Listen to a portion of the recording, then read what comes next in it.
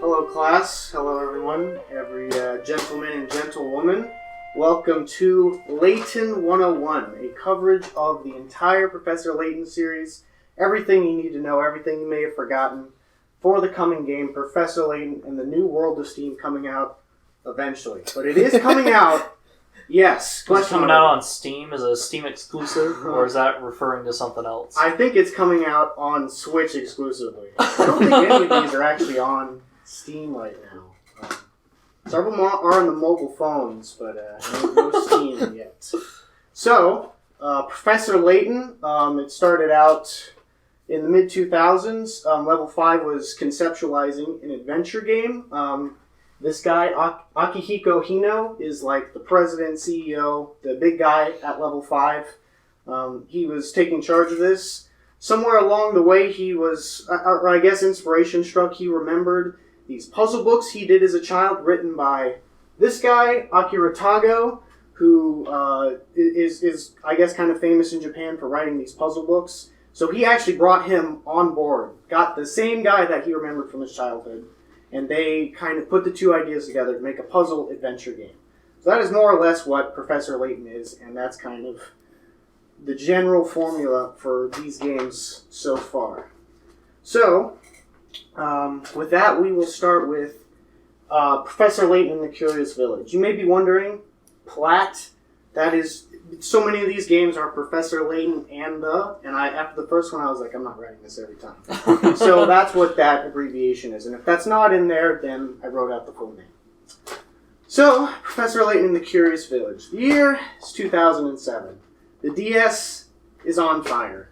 There's so much little micro games on the DS, but there's a lot of garbage with it. So Level 5 was like, there's a market there. If we make something good, people will like it. So they released this. They had a lot of advertising for it, a lot of commercials, a lot of celebrity commercials in Japan for it. And they were like, we're going to put all our eggs in this basket. And it, for the most part, or I would say, it was a huge hit for the DS. So Professor Layton and the Curious Village starts out with Herschel Layton and his assistant Luke Triton. They're riding along in the Layton-mobile, which is a car that has like an extended roof, not only to give it distinction, but to leave room for the hat so we can wear it while driving. They take a map to the village. It throws you in immediately, hits you with a puzzle. You got to figure out how to get there. Once you arrive at the village, you kind of see what the deal is. And this is probably as good a time as any to introduce what the gameplay mechanics are. Pretty much any time you're faced with an obstacle or any time you talk with someone, they'll hit you with a puzzle where you got to figure something out, solve a riddle, move something around, etc., etc. And that is really the primary gameplay of these games. And you get... Yes, question. What does Professor Layton teach at college when he's not solving crimes? Professor Layton is a professor of archaeology at Gressenheller University, which we will visit later in the series. Yes. Are there any archaeology puzzles in the game? Yes. And a lot of the like mysteries of the game, or I should say some of the mysteries, have to do with like actual archaeology. So like he kind of does his job, but more so he just goes on adventures, and sometimes there's an archaeological backdrop. Yes. Is he lenient or strict with grading his tests? We don't really see Professor Layton do a lot of professoring, kind of like Indiana Jones. He's a title in there. We see him probably at school a little bit more than Indiana Jones, but no clue. Yes, question. Where is this university, and I guess by extension his nationality from? Because is it in Japan, or is he like Western? All of this takes place in England, unless specified. So, yes. I'll say when they're not in England. This is just kind of in the countryside somewhere in England. The village they go to is the fictional city of Saint Mystery. You know, not that much mystery to that name there, but that's kind of what they call it. So it's in England. Most of the places are fictional, but sometimes they'll be like, we're in London, or we're in another city there. So that's how it starts out. The gameplay, going through it, is you're presented with a 2D view, at least at first, and there's usually a person. You could talk to them, or you could click around, find a hint coin, which is You spend currency. If you can't solve the puzzle, they'll throw you a bone and help you figure things out. And you can also click around, and there's sometimes there's collectibles or there's mini games. There's tons of mini games. There's usually 3 or 4 for each of these, each of the mainline entries. The only one that's really notable is London Life, which is an extra thing here in the Lost Spectre. It is by the people who made Earthbound. It looks exactly like Mother 3. You go around, you talk with all the people in the mainline games at that time in a fictional version of London, and you can interact with them and do stuff. They touted it as like a 100-hour RPG on top of the game. I don't think there's really that much that much content to it, but there's tons of mini games and collectibles. It really incentivizes you to click around and kind of explore each setting you go through. You travel around, and it shows you an overall map in a little circle to where you click, and you could go to that section. It'll present you with a new view, new people, and you go around and do whatever objective you are in this game. So, the reason you are going to this village is you are solving a will dispute. With Baron Reinhold passed away, and I forget who exactly writes you the letter, but he left his big fortune in a giant puzzle that you've got to figure out to get his riches. So you go to this you go to the house of the Reinhold estate. You're introduced to several members of the family who all are interested in, of course, acquiring this wealth. Yes. Does the will go to whichever family member solves the puzzle, or is it open to the public? Presumably it's open to everyone. Actually, it is. Anyone who solves the puzzle can get it. So, but they cued in Layton because he's good at solving puzzles and, is a morally good person and can do the right thing. Yes. I guess springboarding off of that a little bit, Layton is solving this for himself or for somebody else? For someone else. I think it's for the widow of Baron Reinhold. I think that's who writes the letter. Yes. Read. He's getting paid for this, right? Presumably. There's really no talk of compensation, and in several points he'll just not accept the treasure. So I guess his university job, he's tenured or whatever, and he's well off enough to where it's not that big of a deal. Yes. Why was Baron Reinhold willing to leave everything to a random puzzle solver and not to his widowed wife? So in the Professor Layton universe, solving puzzles is a sign that you're very intelligent and you're probably of good stature. So there'll be a lot of stuff that's like, well, I don't know if I trust you or not until you solve this puzzle. Yes. But don't you owe things to your family more so than the most intelligent stranger? Well, yeah. Well, we'll talk about that a little bit. Why it was left like this. Yes. Are there jigsaw puzzles in this world? I don't think. I'm sure there are some jigsaw-ish puzzles.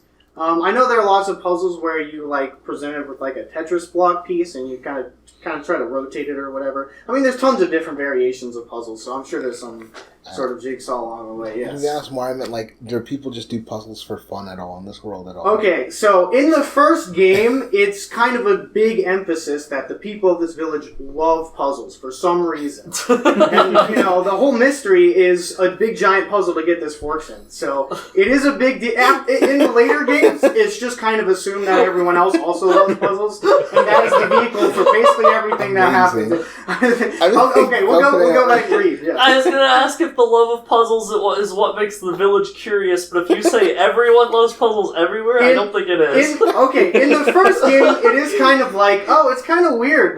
They're kind of obsessed with puzzles. I don't know what's going on.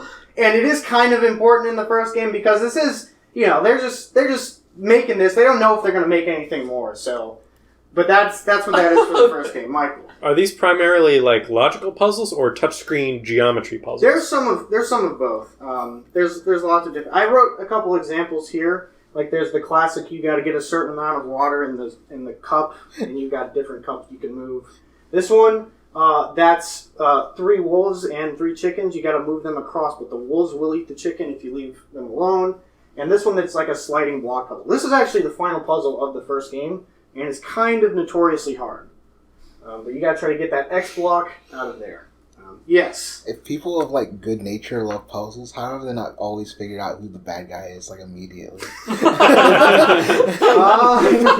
Well, presumably there hasn't been that much conflict in this village up until the wealthiest person in the village has passed away. So they do, in the first game especially, it's called Curious Village. They do a really good job of establishing the atmosphere itself is kind of weird. The villagers are a little bit kooky, and maybe there's something going on here.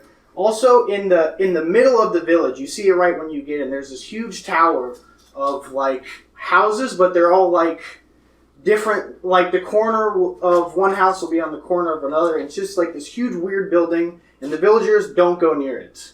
And there's strange sounds at night, but they're just like, we don't want to mess with that, so they'll have to figure that out as they go on. The soundtrack, I should mention, because it is pretty consistent throughout here. It's kind of, the big things I think about when I hear the soundtrack are an accordion and, like, string violins. So just imagine you're, like, walking down the streets of Paris or Italy or something like that. That's more or less the soundtrack for the whole series. And the puzzles, there is an incentive to just do as many as you can. I mean, obviously, it's the biggest gameplay element, and you're probably, at least half of the time, when you're not interacting with people or stuff, you'll be trying to figure out puzzles. So that is the big appeal of this game. If you're not into puzzles, this might be the a preferred way of consuming this of these games. But for solving puzzles, you get this stuff called pickrats, where you get like and the number of pickrats indicates kind of how hard the puzzle is. So if it's like 15, it's like it's not that hard, but if it's like 70, it's like, oh, this is a big, tough puzzle. And every time you get it wrong, you get a couple deductions. After the third time, you don't get any more deductions. So at several points, there'll be checkpoints. You need to have X number of pick rats. You could usually do this just by going through the game as it is. But, I mean, at least how I play it, and probably how most people is you just talk to everyone you see on the screen before moving on to the next section. Yes. Is a pick rat just like a little star or like dot or something? It's got its own symbol. It's not really useful for anything, but it just kind of indicates it's a reward for the puzzle for completing those. So after you go through the mansion, you meet all the family, etc. Yeah. So you leave to go chase a cat through the town. There are lots of points in this game in these games where you'll just have to do some bullshit errand like this. Oh, let's go find a cat and waste, an hour doing this until we move on to the next plot point. Or to, move people around and such. While this has happened, the drawbridge to the town, like the crank for it, has been taken out. So it's been kind of sealed off. And you see at the same time there's a mysterious figure who has appeared in the village, and we don't know. Maybe we'll see something about him later, but it's basically created a locked room for the village. I think there's like a river or like something that surrounds the village to prevent people from getting in. If you really wanted to, you could probably swim through it, but that's basically established. Like no one has entered or left after this point in the story. So after you find the cat, you return to the house, and you have found one of the relatives dead. Franco. I only wrote it down at this point, doesn't matter. But the guy is dead, and there's already an inspector on the scene investigating this murder. Yes. You tell me this isn't a kid's game? People die in this? People die in this game. Yes. And we'll talk a little bit more about, the levels, I guess, of death that can occur. Oh my gosh. Yes. Does the police investigation to figure out the nature of this crime also involve puzzles, or is it like more forensics? There's not, he's there and it's more of like a logical deduction. Sometimes you'll see like evidence. It's not like an Ace Attorney game where you'll click on an evidence. It's really you just talk to someone and they say, oh, we found this and this, and you got to deduce it from there. So one of the relatives is dead. There is an inspector from Scotland Yard already there, Inspector Chelney. He's investigating you. He suspects Layton, but Layton kind of has an alibi during this. I think they met someone while they were chasing the cat. I think that's kind of how it is. So he's kind of has an alibi at this point. The piece of evidence you do notice is there's a strange gear next to the body. So so that's what you have to work on. So, a little bit after this, the butler, Raymond, has disappeared from there, so you kind of start to suspect maybe it's this guy.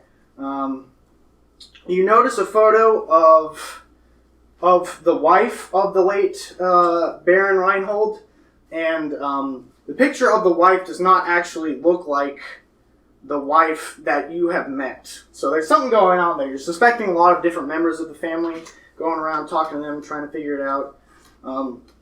As night falls in the city, the atmosphere kind of changes and you talk around a little bit. Then you notice that Raymond is getting kidnapped in like a big giant sack by this mysterious guy.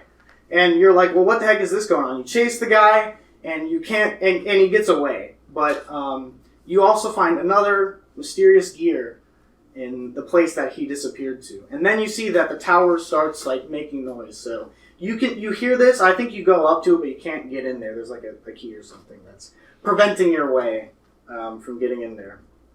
Also, there's this rumor. The person at the hotel tells you that someone has left their hotel ransacked, and it sounds kind of like Professor Chelmy or Inspector Chelmy, but it's like, well, this isn't what this person looked like. So something strange going on there. In the morning, you chase this unknown girl throughout there. I forget why you chase her for some reason. But she drops a ticket to an amusement park nearby. So you're like, well, let's go investigate this. And you go to the amusement park, you investigate a little bit. There's this big Ferris wheel that while you're investigating, there's an explosion. And the Ferris wheel, like, chases after you in a big giant wheel. There's kind of a Prometheus thing for a little bit where they run away. And eventually they move to the side because they're smart. And there's destruction in it. I think the explosion of the Ferris wheel opens up this like storage room or whatever, and you find the key, presumably to the big giant tower. But before you can do that, you're summoned back to the mansion. Professor Chelmy formally indicts you for the murder of Franco, but then you accuse Professor Chelmy or Inspector Chelmy as an imposter. It is not actually Professor Chelmy. It is revealed at this point that it is, according to the guy, Don Paolo, Professor Layton's arch nemesis. He's not the inspector. There was no investigation at this time. He busts through the window, and that's it for him for a little bit. Yes. So, is this an investigator, like a known guy that Professor Layton would have been like, oh yeah, I've met him before? He's not met Inspector Chelmy before, but I mean, he's presumably he's got credentials or something. I'll say at this point, disguises are incredibly common in all of the Layton games. People are very good at disguising as other people. Bad guys will disguise each other as good people. Good guys will disguise each other as other good people. But this is the first time this happens, yes. Kind of jumping off of what Reed was asking there, is this a Dr. Heartless situation, or was he brought up before? Doc Palmo. No. And literally, Professor Layton's like, I have no idea who this guy is. I've never heard of him before. But Don Paolo's like, I am Professor Layton's arch nemesis. I see. This is also the first game, so... Okay. But yes. Is Don Paolo, as a bad guy and arch nemesis of the good guy, does he suck at puzzles? I guess we see a little bit of his prowess. At this point, it's not really... I mean, he's not really interested in solving the murder. He's just kind of there to disrupt Layton because he's his arch nemesis. So we don't see at this point. I guess he's... Most people in this game are I guess, decent-ish enough, but Layton's, like, the best at the puzzles. So that's Don Paolo. That's the last we see of him for now. For a little bit, I should say. You still know who is... Oh, I should mention that Ramon, the butler who was kidnapped, he's returned, and he's just like, I don't know what you're talking about. I don't remember anything like that. So... we don't know what's going on there. A little suspicious. Anyway, with all of that wrapped up, you use the key to the tower. You meet the guy who kidnapped Ramon, And here's where he explains kind of everything that's going on. Turns out, everyone in the village are robots.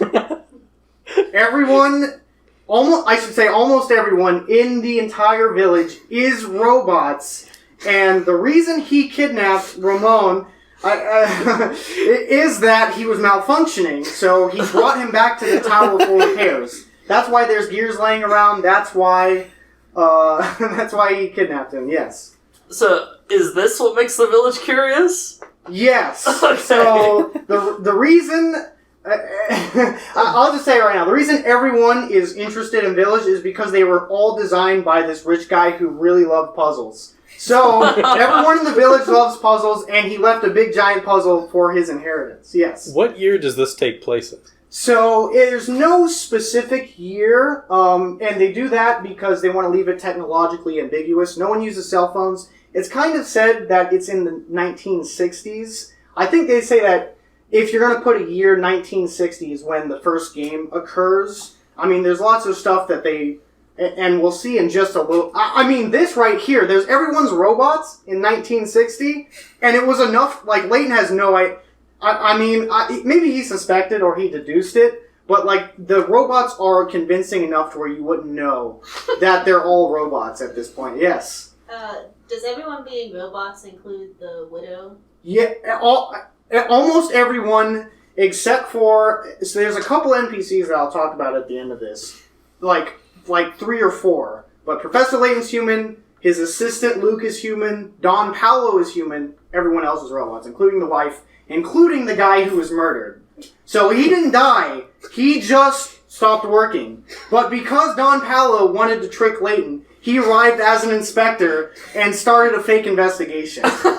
And the other robots just, I guess, pretended not to know this was going on. Yes. Is Layton surprised by the fact that the whole village is robots, or is he surprised by the fact that such a thing is even possible? He's not that surprised. There's a lot of things that happen to him, and he's like, oh, of course, that's what it is. Robots are out there. It's not just this one mad scientist made them. It's not really a thing that's on in the universe. It is kind of like, whoa, they made robots. It's a thing that's just here.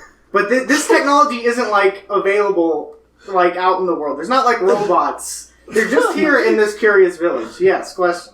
I'm just flabbergasted. They drop a big bomb here at basically the final level of the puzzle. Or of the game at this point. The final dungeon. Yes. So is the treasure in the will actually just like his secrets of how to build these realistic robots? No, but we'll talk about the treasure in a couple minutes. So you climb all the way to the tower. He explains all this and he's like, well, you gotta go up to the top of the tower to find this.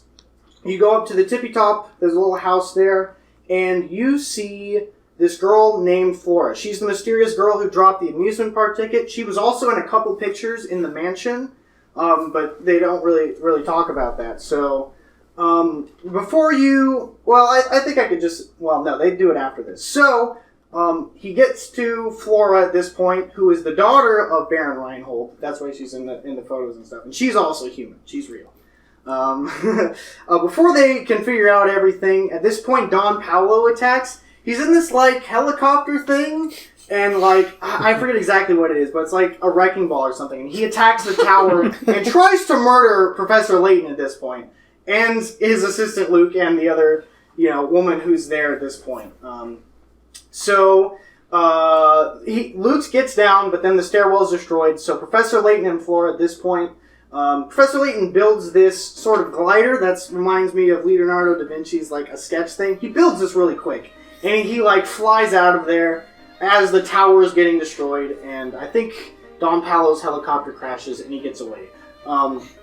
In these games, at the climactic moment just like this, as he's building it and getting away, they play the Professor Layton theme at this point, and they do pretty much for all the mainline games, so it's kind of a big deal. He gets away. We see that after everything's kind of settled down, that Flora had a birthmark that was an apple. That's kind of the clue. It's like you got to find the golden apple to find it. So Flora was the prize. You got to solve all these puzzles and get to the top. And with that found, it opens up a secret stairwell thing in the mansion that has this mountain of gold or whatever. So it's theoretically for Layton and I guess for Flora to inherit at this point. But one of the things to this is once the puzzle is solved and the treasure is taken, everyone in the village will shut down. What? Because they're no longer needed. So Professor Layton and Flora, they all come to an agreement to leave the fortune as it is so the village can be maintained autonomously forever. So they drive away. At this point, Professor Layton kind of like semi-adopts Flora because he takes her with her and more or less is her guardian from this point on. Yes, question. How does the government collect taxes from that town? Presumably, well, I guess the government might not know about this town. Maybe, I guess there's probably like one house that he set up that the Baron set up, and that's how he paid taxes. He didn't announce that he had this whole village. I guess it was built on his land, yes. And so Flora is a real human? Flora's a real human, is the real daughter, and getting to her, solving all these puzzles was the key to it, yes. Did he have that daughter with the robot wife? He had it with his real wife who died, and in his grief, he built this other robot that at first looked like her, exactly like his dead wife, but he got kind of freaked out about it, so he made her a little bit different. Yes. How much does Luke actually do over the course of this? Luke helps out on... they'll like alternate every other puzzle. It'll be like Luke who solves it this time. There's not really much difference. Gotcha. Luke is kind of a stand-in for the audience, kind of like a Sherlock Holmes and Watson thing, where Luke's like, well, how does this work? And then Professor Layton is the one who explains all these things at this time. One thing Luke does that isn't really important at all to the story, but is more of a reason to do more puzzles, is he can talk to animals. He just understands animals. So you're like, you talk to a cat, and Luke will talk to the cat, and then the cat will give them a puzzle that Luke has to solve. So we don't learn too much. We learn the basics for Professor Layton and Luke at this point, but we don't really learn much about their story. It's Professor Layton and then his apprentice Luke, and they're on this journey. And Luke is a young boy at this point. I think he's like 11 or 12 in the Curious Village. So yes, question. Did he build the village from the ground up, or was it a real village that he slowly replaced people with robots? They showed him building the village. So he built it, I guess, for this purpose, and he also built the robots to kind of keep Flora company. So she also has somewhat of an attachment to the villagers as well. That's why they leave it alone at the end. So Professor Layton leaves this there's like a room full of gold, and he just leaves it. Yes. Do any other members of the public know about this now unattended gold that was a prize? Presumably Don Paolo would know about it, and some of the NPCs. Let me see who I got here. A couple of the people you meet, I'll just say some of the reoccurring ones. There's Pavel. He's just kind of like this guy in like mountain climbing gear, and he's at like the end of... He's like somewhere in the tower. They're like, how did this guy get in the tower? And that's kind of where he is in the trilogy. He's like just this guy. So he's a real guy that's in the village. There's also Stachin Scarfin, who has this... He's like this blocky guy, and he has a mustache. And he's a real guy who also appears in all these games. And in the second one, they're like, oh, you were a real guy? You weren't a robot? So there's a couple of NPCs in the first trilogy, and we'll talk about some of the differences as we go on. But that is the first game. So you leave the town. Flora's adopted, and Flora kind of becomes a main character. You'll kind of see as we talk about the next two games that they don't really do a good job of keeping her as a main character. She's probably like the biggest character that gets shafted by the writing in the whole trilogy. So that's the Curious Village. They've solved that. So before we go into that, we're going to talk about these side games. I've starred all the ones that are relevant to the mainline Layton games. Everything else is just not important. Some of it's canon, or could be considered canon, but is not important. So just all the ones with red stars you will see are relevant. Yes. There's 8 red stars in the top level, and then comes Layton 7? Yes. Okay. Yes. so I'll explain what's going on. Not everything. I'll explain what each of these things are, but not everything is a game.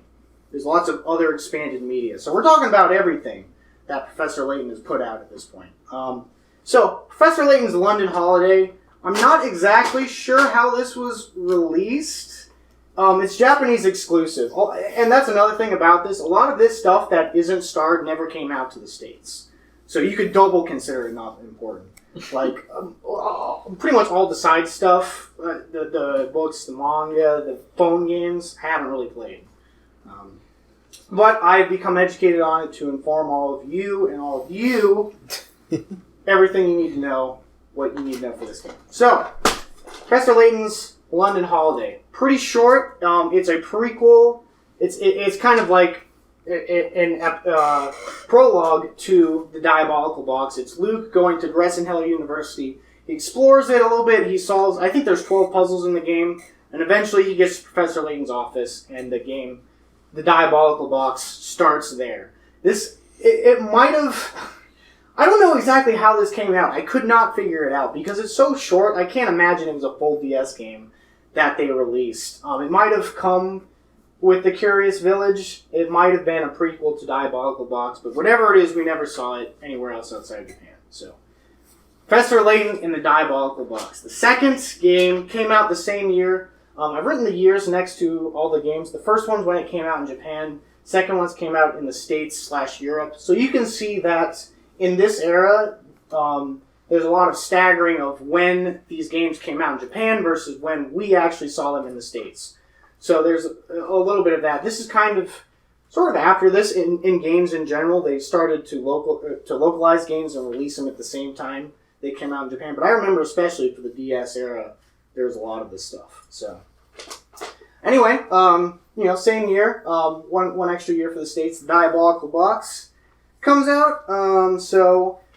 Professor Layton gets a letter from his friend Andrew Schrader about the Elysian Box. Now, the story about this box is, it's supposedly what happens is whoever opens it dies.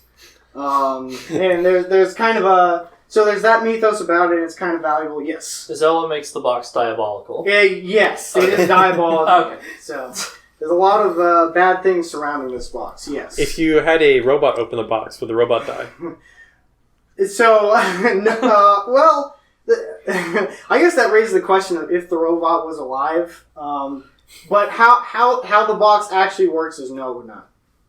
So, it would not kill you if you were a robot who opened the box. Yes. Does it start with Professor Layton opening the box to see what happens? No, Professor Schrader has the box. So he writes this letter to Layton, and Layton's like, we gotta get to him before he tries to open the box, because it might kill him. So, I think he says in the letter, like, oh, I'm thinking of opening this. So, they run to his office, and they do find him, and he's dead on the floor, and the box is missing. And the window is open. So they're like, oh shit, this is a crime scene. So they look at it really quick, they see, they find this picture that's torn up into a bunch of pieces, and they also find this ticket to a train.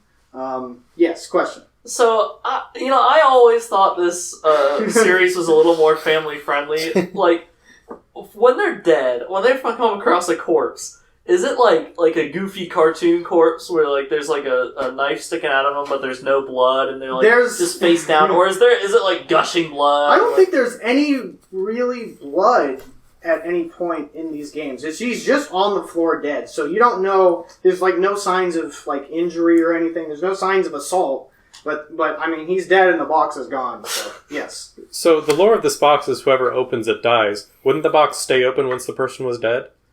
And then the next person would just find it and not be dead? You would think the box would still be in the room, so something happened there. It's a mystery. These games are rated, I think all of them are rated T, so there is like, there's some death and stuff, but there's not, an incredible amount of violence. And, maybe your opinion might change that when I start describing some of the events, but there isn't too much to this. I should say, about this games, they have anime cutscenes that were animated by PA Works. So if you wanted to, you could also just watch the cutscenes as they happen. I mean, they're kind of They were also on the DS at first, so the cutscenes you're probably watching, if they're in any good quality, are from the iOS releases. When I checked a couple days ago, I saw that the first 3 were on the iOS. This game was on iOS, and this game was on iOS. So these might have been as well, but the upscaled cut. If you're playing these on the DS like I did, you watch kind of low quality version of like pretty decently animated cutscenes. So that's what. So that's how the game starts. Before you can like assemble the picture or see what it is or whatever, Inspector Chelney shows up to the scene. And Luke kind of like, I'm not falling for this, Don Paolo. So he goes up and he like grabs his face and does like cartoon stretches. But this is the real Inspector Chelney. So Don Paolo in the first game impersonated a real inspector. And he presumably came to the village with this costume.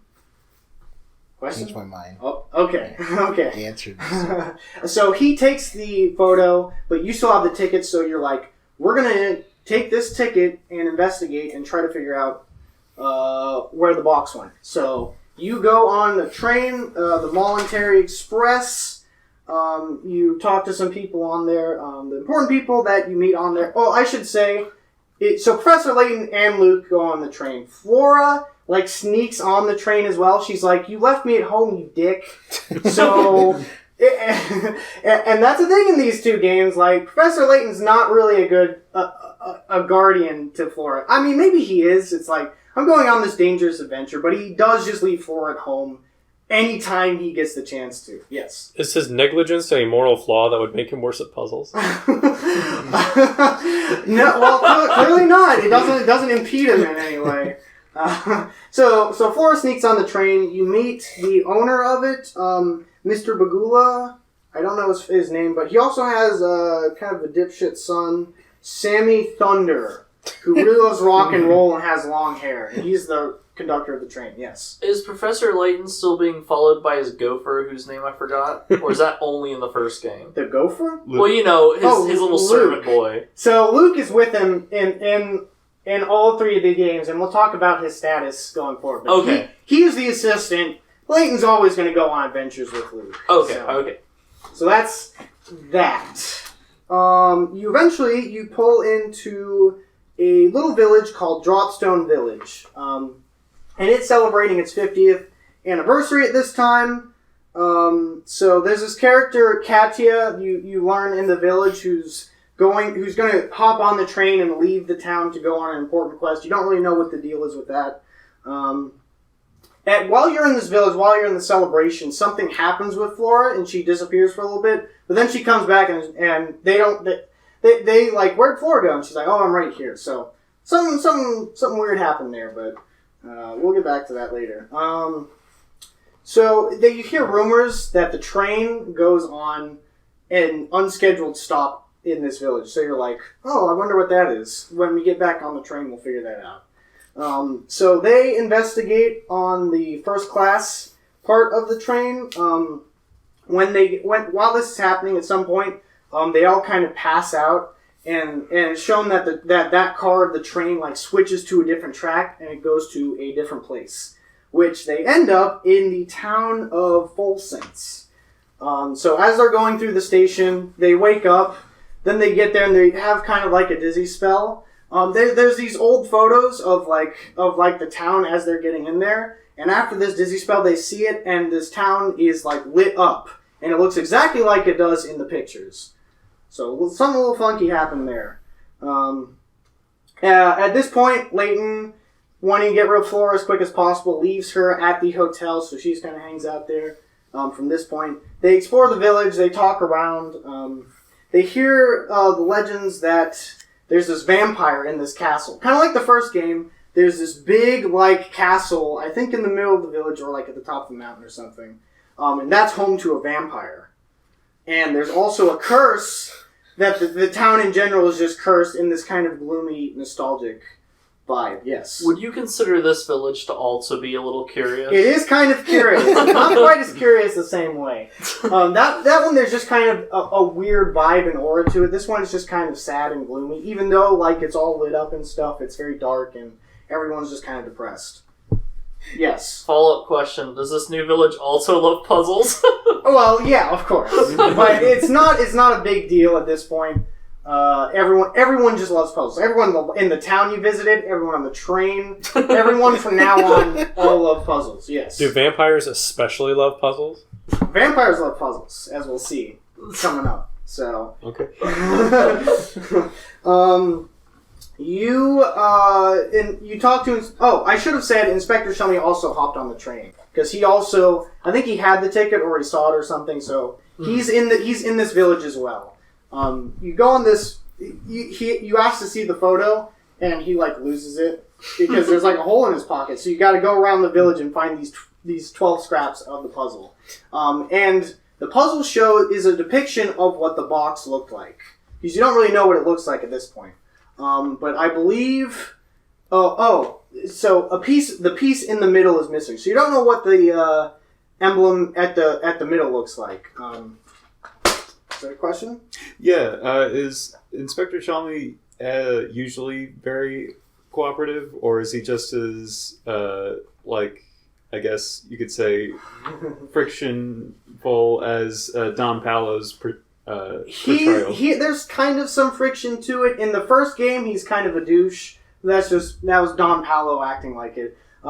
He's kind of friendly-ish, but he's also competitive. He's like, this is a police investigation. This isn't, some archaeological professor trying to solve a murder. You need to stay in your lane. So,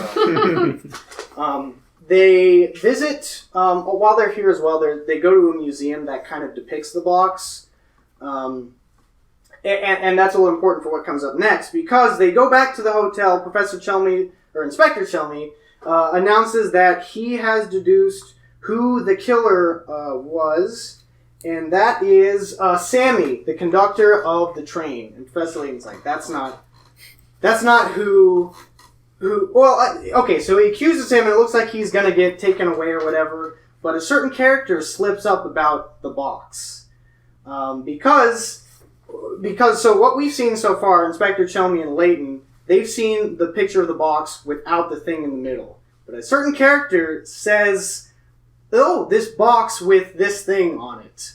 And Professor Layton figures out that they are imposter, and that is Flora. Flora has been kidnapped, and she's been replaced by who else? But Don Paolo once again.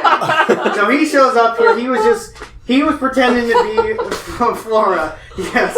Is Don Paolo significantly bigger than Flora? Oh yeah, he's like a big guy, and Flora's like a small 15-year-old girl. Yes. How does he impersonate Flora? So he kidnapped her back in the Dropstone Village. He did that for a second. So Flora has been left at this village. I guess tied up. I think they show at the end of the game them going back and picking up Flora. But so he kidnapped her and took her place and hopped on the train with Layton and her. Yes. Is the false Flora freakishly large, that's or does the rubber mask make him smaller? I think if I remember right, in the cutscenes, it's always they do this. And there's it's like a curtain that pulls up, and suddenly they're just in their regular shape from what they were. So, so I think based on Luke's reaction, there is some sort of rubber mask thing going on. But it is again super convincing. Layton had no idea. Another one for the deadbeat dad thing. He didn't notice his adopted daughter was kidnapped for all this time, and it was someone else. So, at this point, he escapes, but he drops the Elysian box. He was the one who took the box and at the crime scene, so he flees somewhere else. Yes. Did he also murder the other guy, or did he just take the box after someone else did the murder? We'll talk about that. So, at this point, Layton's like, well, let's open the box. But suddenly, the owner of the train, Mr. Bagula, is like, this is actually my family's box. This is worth a lot of money to me. I want it right now. And this is true. You do see this in the museum you go to, that he was depicted on there as a much younger lad. So he does have some sort of claim to this. But the bellhop or something, one of the hotel employees, and you should remember this point, the hotel employee is like, well, you're the one who abandoned this village. You have no right to it, so you can get out. And that is enough to convince... I mean, there's probably a little bit more talking like that, but they convince Mr. Bagula kick rocks and get out of there. So Layton has the box. He decides to open it at this point, and nothing happens.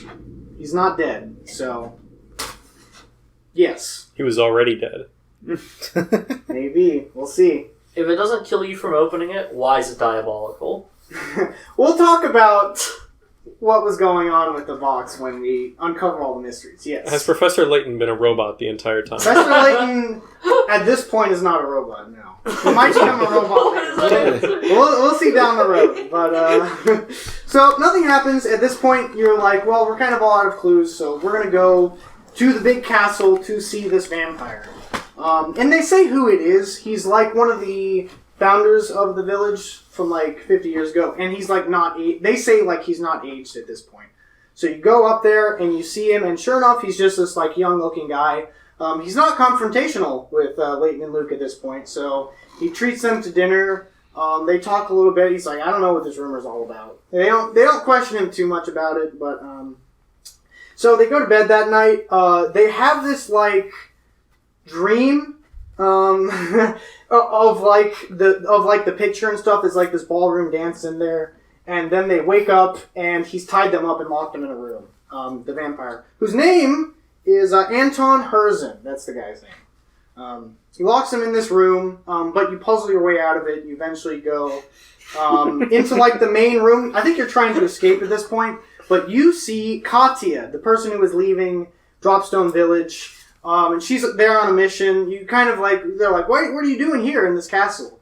But before you get, yes, question. Is it like a code of honor that even villains, when they capture someone, will always leave a puzzleable way to escape from a situation? It's not necessarily that it is an implicit puzzle, but they like the solution to breaking the lock or whatever. Maybe it's like a key thing or something, so there is always a solution in the form of a puzzle to escape things. Yes. Does the regular justice system work that way too? Like, if a criminal is smart enough, are they allowed to just escape because they're good at puzzles? I don't think that's the case. It means they're a good person if they can solve the puzzle, right? There are a couple points where Layton and various members do escape the law by using puzzles to escape police custody. But we'll get there. He's kind of... Anton's kind of... do they explain it? Well, whatever. So, at this point, Layton and Anton get in a sword fight. And there's this big climactic sword fight where they go, but eventually Anton gets tired out. He can't fight anymore. So they kind of stop. So they explain, at this point, this is the drop, where... So Katya is actually Anton Herzen's granddaughter. She was looking for Anton because he's her grandfather, and wanted to leave a message from Katya's grandmother about what was going on. And Anton's like, well, how could that be? I'm still young. I'm not an old guy. And the lore of the reason why this is happening is the fortune that the guys who founded False Sense they found this like incredibly rare mineral under the ground or whatever, and they got super wealthy off of that. But then they kept digging, and eventually they hit like some sort of gas line that created a hallucinogen all over the town. So everyone started hallucinating. It was kind of deadly. So pretty much everyone evacuated. So once again, second game in a row, everyone in the village, except for a couple people, weren't real. They were all hallucinating. Wait, who was hallucinating? Layton and Inspector Chelney, all the humans who arrived from the train. They imagined people. Did Layton and Chelmy both hallucinate the same people in the same places? Yes. Remember I said the bellhop thing? A hallucinogen told another character something, and Layton understood that hallucination that the other guy was saying. So there's kind of an inconsistency here. I think the payoff is slightly better than Curious Village, to where you can just kind of buy this. But this might be one of the most BS things in the series. Yes. So was the vampire hallucination too? So when they entered the station to the village, they saw these pictures, and that kind of like guided them to imagine certain things. So they saw the town, and then they started hallucinating.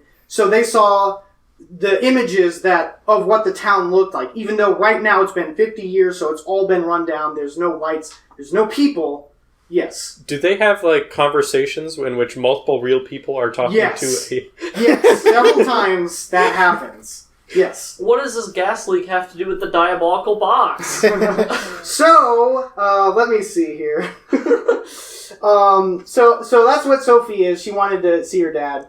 The deal with the box is, since it came from there, there's a little bit of gas in the box. So the rumor is you'll die if you open this box. So people are kind of already expecting to die from this thing. So the hallucination theoretically kills them at this point. Yes. So they hallucinate that they're dead, and that makes them actually dead? Well, we'll talk about post-credit scene, but more or less, yes. Question. What he was okay, was that your question as well? Yeah. Yes.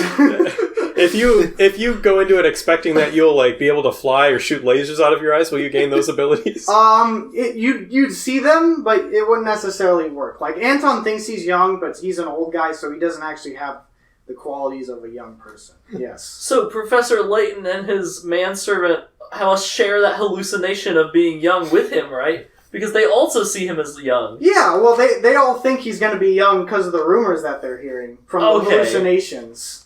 The hallucination has fueled another hallucination about this. Do any of the hallucination characters manipulate physical objects? I don't, probably. I can't remember, yes. So what you're telling me is that like all the puzzles that you go through the town are just them created puzzles that through their mind. Yes, you imagine this puzzle. Read, yes. So, is there any other adverse side effects to breathing this gas all the time in this town, all the time we've been here? Well, I think so, and I'll talk a little about that more in a second. Yes. When he was locked in the basement, was he actually locked in, or was he just in a room and hallucinated that he thought he would be locked up in a puzzle dungeon? Anton did lock him in a room, and I guess maybe it was upkept enough to where like there was a lock. So there probably was. It probably wasn't as good as they actually... wasn't as good security as they thought. Yes. Has the box released gas at people multiple times? Presumably. Because if I open a box, wouldn't the gas leave? Yeah, they only talk about a couple instances. It's like trace amounts, I think is what they say. Yes. Did Anton really love puzzles, or was he just hallucinating that he loves puzzles? I don't know. I don't know if Anton loves puzzles. I think he just used them a couple times to lock them up. Yes. Did the train car switching tracks after they passed out, was that also a result of hallucination? That was real. They did switch the tracks to get to this special thing. Because Mr. Bagula knew about this thing, and he knew this was probably where the box was. Yes. Does that mean that, like, I guess the other people who are on the train saw, like, Layton and all them get off and, like, why are they stopping at this, like, desolate, broken town? Well, so when they are in the first class and they pass out, one of the train cars switches place, goes to a different track, and goes off to the thing. So presumably the rest of the train continued on wherever that train was supposed to go. Yes. This is a two-parter. One, how did the train car move on its own without a train pulling it? They figured something out. And two, was the train car hallucinating? Train car was not hallucinating. yes. So was there anything else in this box, or is this box purely to hold gas to a hallucination? We'll double talk about that in just a second. Okay. Yes, question. Did Don Paolo actually disguise himself? He did. Don Paolo was there. Because this happened in Dropstone Village before they went to this old decrepit village before they got affected by the gas. Okay, we're good. So, I should say, this might have happened a little bit before, but what happens is Anton, like, destroys the chandelier, and because the castle is really old and decrepit, it, like, crashes down. The whole castle falls over. And it just so happens to be over, like, the mine where this gas was escaping. So the whole thing gets out. I think they escape. And so the gas is sealed off, and the illusion wears off. So they at this point, they see the old decrepit village as it is, and you see old Anton at this point. Yes. How quickly does this illusion wear off after the gas is stopped? It's pretty quick. I mean, like, day breaks, presumably, like, the crashing of the castle left, like, a big gust of air, so... And I guess it's only if you're in the presence of it.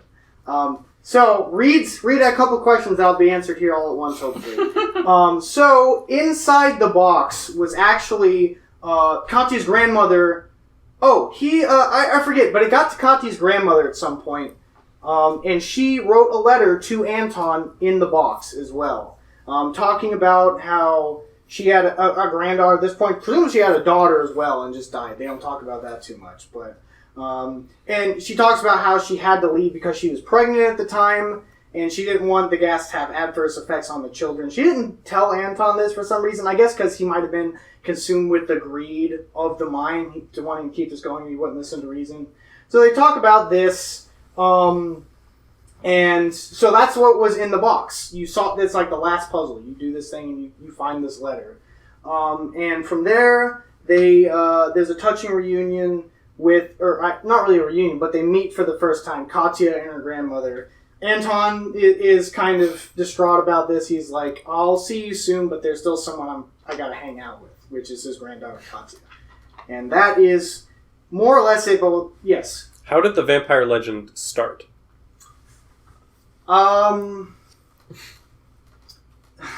Okay, so he has a butler, Anton does, who like hung out with him and also got old during this time. Maybe he spread the rumor by going into town, I guess. So after the credits, you see that Schrader was alive. He just like got knocked out, and I guess his pulse stopped for a little bit. But you see that he's alive. It didn't kill him. So yes. Is it possible that everybody in that room, whenever that happened, also just hallucinated that he was dead? Well, the bot... no, because no. I probably not. I think he was dead enough to like, convince them, and I guess they did a shoddy job of investigating, but they think he's dead, but you find out he's alive. Yes. So how many real people are in this town that aren't hallucinations? No one except for... I don't think the mustache guy's in this one, but you do see Pavel, like the mountain climber guy. He's like leading up to the castle. So he's the only one? Yeah, he gets there somehow. They just like love not to explain what his deal is. So if the butler was spreading rumors about... To the hallucinations. Okay. And then those hallucinations, yes. Again, this one is like, really? But like, again, the final scene with Anton and his granddaughter is very touching. People like this one a lot. They say it's probably the most...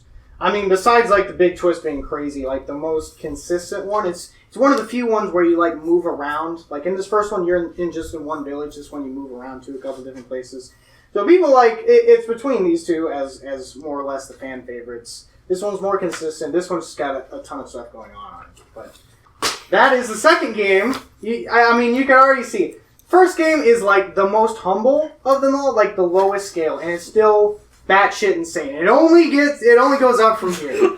So, with that, we will cover Professor Layton and the Mansion of the Deathly Manor. This was released on the Roid mobile service, and I think it's lost media at this point. There might be a translation somewhere. Some of the stuff that's on like non-iOS Android things that they release, there's like text that you can see that they've been finding over the years, but chronologically, it takes place right about here. The gameplay is actually kind of similar to the main game. It's an investigation of a mirror, which is said to cause death upon anyone who looks at it. And that's all the information I have about that. I couldn't find a summary of it. I didn't want to... It's not that important to it, yes. Do you think the mirror releases hallucinogen gas to make people I don't think know. they're dead? I would have loved to figure out what it was, but I mean, of all the shitty mobile ones, this one's probably like the best because the rest of them aren't like really Layton games at all.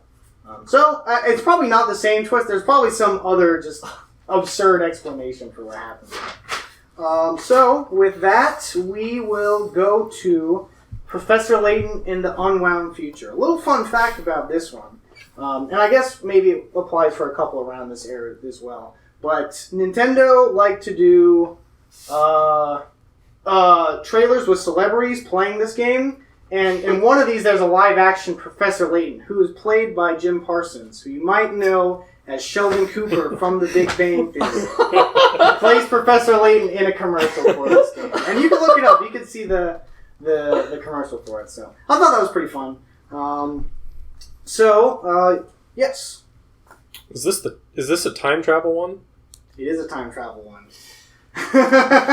We're going to time travel, baby. Let's go. So, like all these games, Professor Layton receives a letter from future Luke. Luke from the future writes him a letter. So he calls him to this clock shop. It flashes back to... So he's like... Professor Layton probably would have just ignored this letter, but there's a thing that happened a week earlier that makes him think it might be tied into this. There's a... Yes, question. How far in the future, future Luke, is Luke big Luke, or is he like... We'll talk about future Luke. What his deal is. So, a week prior to the game, there's this demonstration with this scientist, and the Prime Minister of Great Britain is there. And for some reason...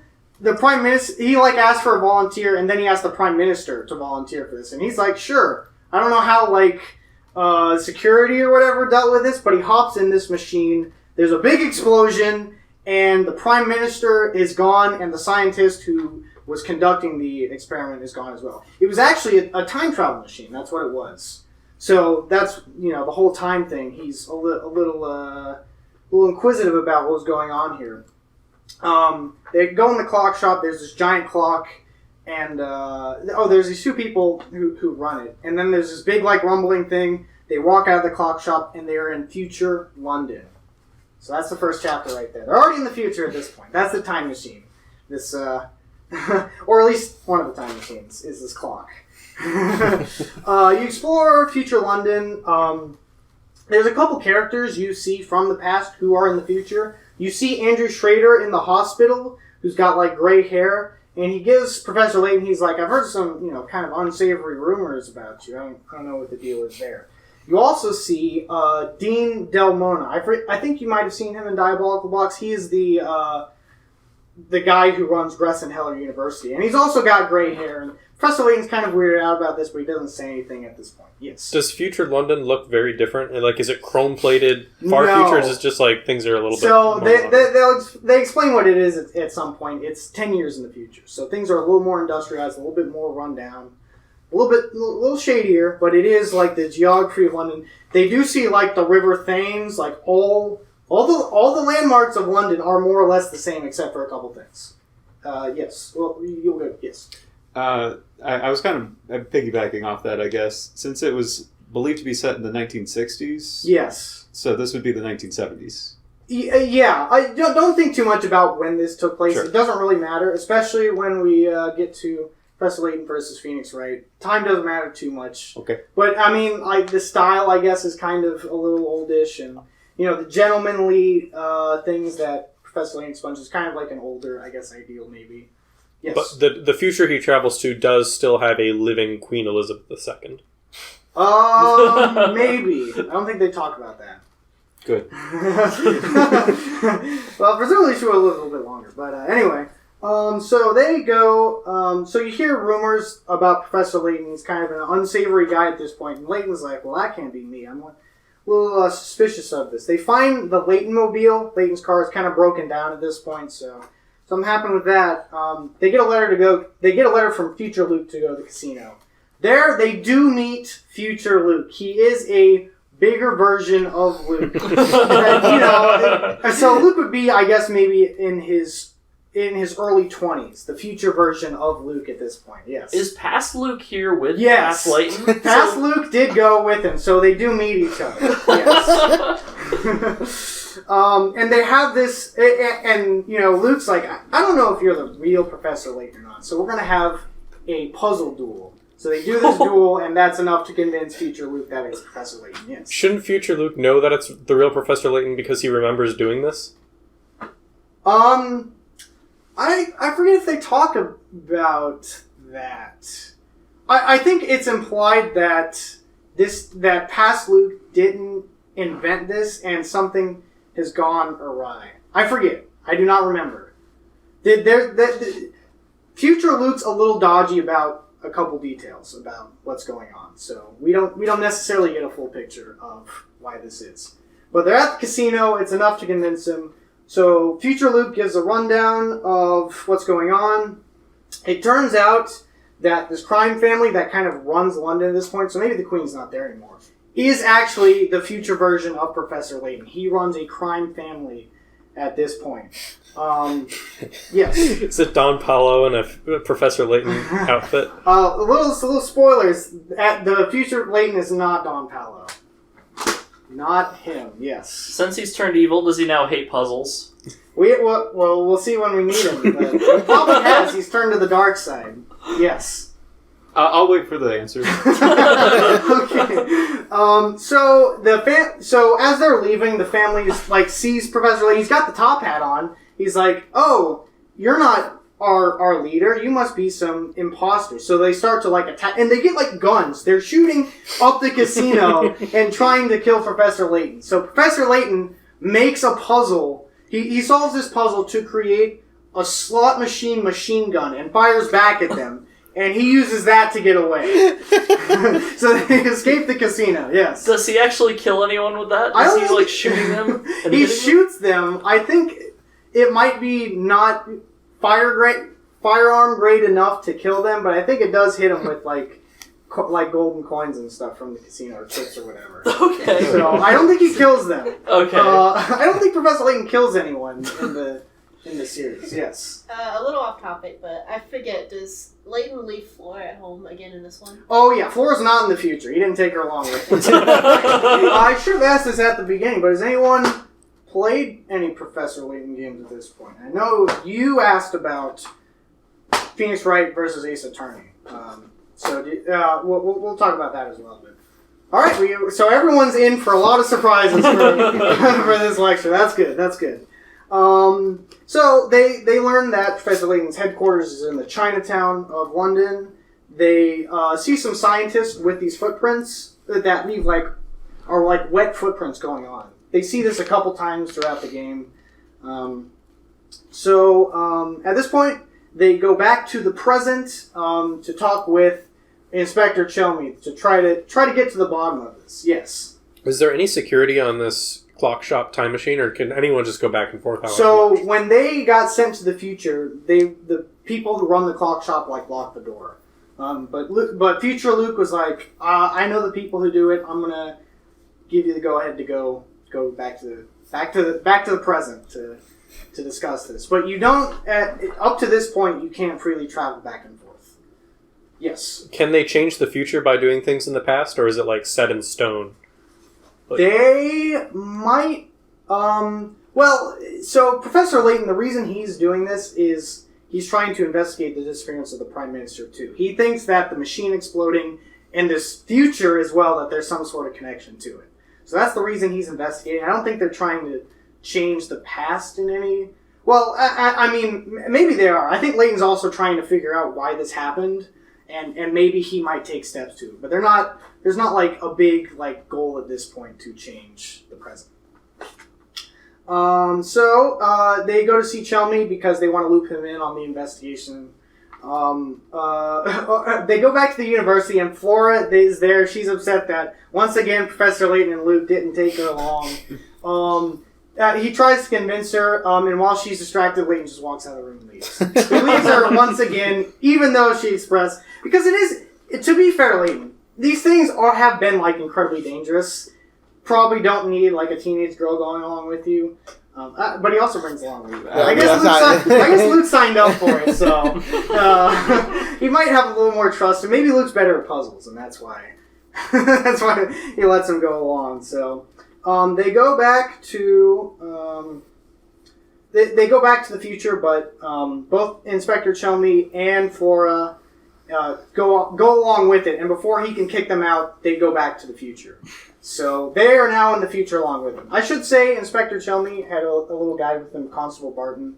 He's just a reoccurring character. There's not too much to him, but he's there in the future as well. So they are all in the future. They They try to sneak into Chinatown. They hear that the future version of Layton has gone to this restaurant by the Thames, but they just miss him, according to the bartender. So they go back and try to sneak in. So they go to Chinatown because the future Layton is presumably there again. Layton leaves for a little bit and then comes back and he's like, "Oh, don't worry about that. Let's go confront my future version of myself." So they go confront the future version of Professor Layton. He turns around. The person is wearing the hat, but he takes it off and it's revealed to be the scientist at the beginning. Professor Stungun. I don't know why they chose that. That's his name. He's revealed to be, I don't know if it's at this point, but his real name is Dimitri Allen. He's involved with this experiment 10 years ago, which we'll learn a little bit later. Oh, well, I guess we learned about it now. So, yes, question. 10 years ago being the present or 10 years ago? 10 years ago from the present. Okay, gotcha. So, there's stuff that happens 10 years before the present that's important, and then they go to the future 10 years later. So... there's this experiment that, a similar time travel experiment that they had that went horribly wrong. It's with this person who died in the explosion. Her name was Claire. She was presumably a romantic love interest of Professor Layton, so he knew her. And he knew all about this. So there's this explosion 10 years prior to the present that killed her, and it killed a bunch of people in a nearby apartment. So Dimitri Allen wants to use Professor Layton's memories somehow to work with their new time machine to undo that. So that's what his goal is. Go back to that and save Claire. He's using nefarious means to do that, so it's not good. He also reveals that he's the one who obviously, because he's... So he has a prime minister there, they show him. There's this cage that opens up from the floor that traps them. But at this point, another Professor Layton comes in and frees them. And it's revealed that the Professor Layton during this confrontation was actually Don Paolo. Of course. When Professor Layton walked away, I mentioned he talked with the future version of Andrew Schrader and the Dean. Those were both Don Paolo. So he figured that out.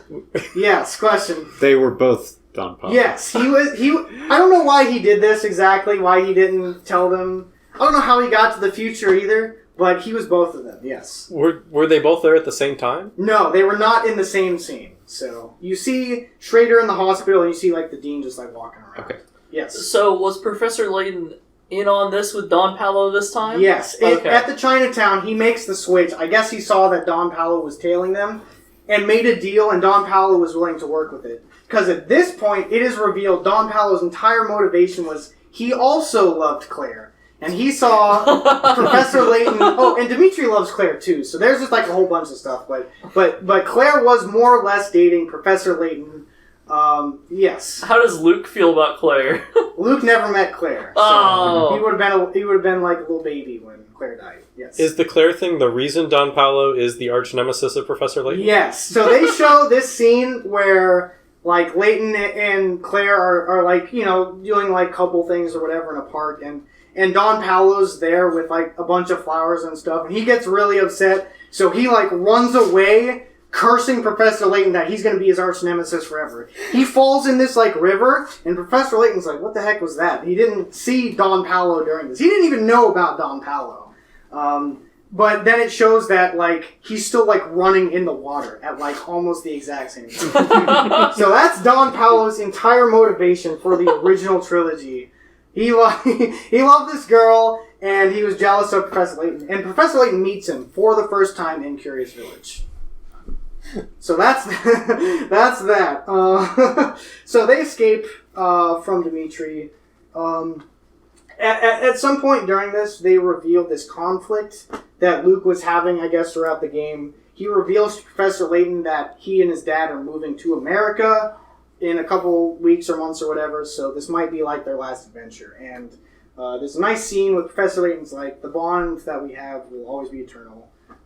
And don't worry about it too much. And he asked future Luke about this too. And future Luke doesn't really give any super helpful insight to his conundrum there, yes. Does he just not know, or is he like, that's classified?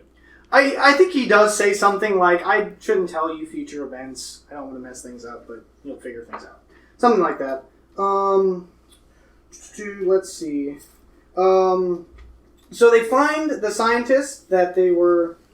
I should mention as well, I guess I didn't write it down, but while they're walking around the future version of London, Professor Layton sees this woman who kind of looks like Claire. And that's when they talk about the stories about Claire, his memories. There's this scene where at a cafe where Professor Layton almost proposes to her, but he doesn't really. She's the one who gave Professor Layton his hat. That's the origin to it. Even though you can see in some of these scenes, there's a statue or a face of Professor Layton with the hat on. So I guess they drew the background. They didn't think about too much about that. So that's the origin of that. And she also is the one who kind of talks about a true gentleman, whatever, and I guess that's kind of the origin of that too. So he sees this woman a couple times, and he's like, "What the heck? That doesn't really make sense." So that's going on just because that's coming up a little bit. They find a secret entrance that the scientists with the wet shoes are doing it because they're near a river. So that's how he deduces where kind of this entrance is. He enters the secret base of these guys. There's a woman who helps them out as they're getting attacked by the goons in the base. The woman who looks like Claire, she reveals that she is actually Claire's sister, and she's trying to figure out what's going on in this future as well. So she kind of joins the party with them at this point. Yes. Is Claire's sister from the past, or is she native to the future? I think she's native to the future. I think. So they escape from the facility. He explains the explosion thing at this point. Layton does, from his perspective. He was going to visit her, and then he saw the explosion and stuff, and a crowd around it was freaking out, and there's this boy who's trying to go back in and didn't want people going near the explosion because it's super dangerous, and he finds out that this was because he knew where she worked, that Claire was killed in this explosion. So that's his perspective. He tries to, when after this happened, investigate it a little more. He does some research into it. The Prime Minister was one of the scientists for it. So it was Claire, it was Dimitri, and it was the Prime Minister. Those were the scientists on this project. Dimitri says that the Prime Minister was kind of pushing for them to do this experiment, and and because they weren't ready for it, that's more or less the cause of the explosion. Yes. Was the Prime Minister also in love with Claire? It's not said. Okay. Yes. Why'd the Prime Minister really want this thing finished? It's a big deal. They're inventing time travel. And he's kind of moving up in the political world anyway, so... He's already the Prime Minister. Well, he wasn't the Prime Minister 10 years ago. Yes. Is he trying to use it against the Soviets? He might have been. There's not really too much politics mentioned in Professor Layton. So he tries to investigate this. When he gets a little too close, he gets beat up in an alley and is in the hospital for a month. And when he comes back, all the evidence he assembled was stolen. So there's kind of this conspiracy of a cover up for this. And so Layton's tried about it, but he can't figure out anything more about it. So he explains that at this point. They go back to the restaurant on the river where Professor Layton reveals that the entire future is fake. It's not the real future. What happened was, in the clock shop, it's actually a giant elevator that took them below London. And under London, there was a complete, almost perfect recreation of the city of London. Yes. How did they fake the sky? I guess they paint... maybe there's some hologram or something, or they painted it really well. Yes. Were there any hallucinogenic gases? There's no hallucinogenics. I think what it is the scientists were at least kidnapped. Mm-hmm. I think everyone else might have been kidnapped. I think it was 5 years in between these. 5 years from the present and 5 years before the future is when people who you talk to who might have been kidnapped in this kind of entered this world.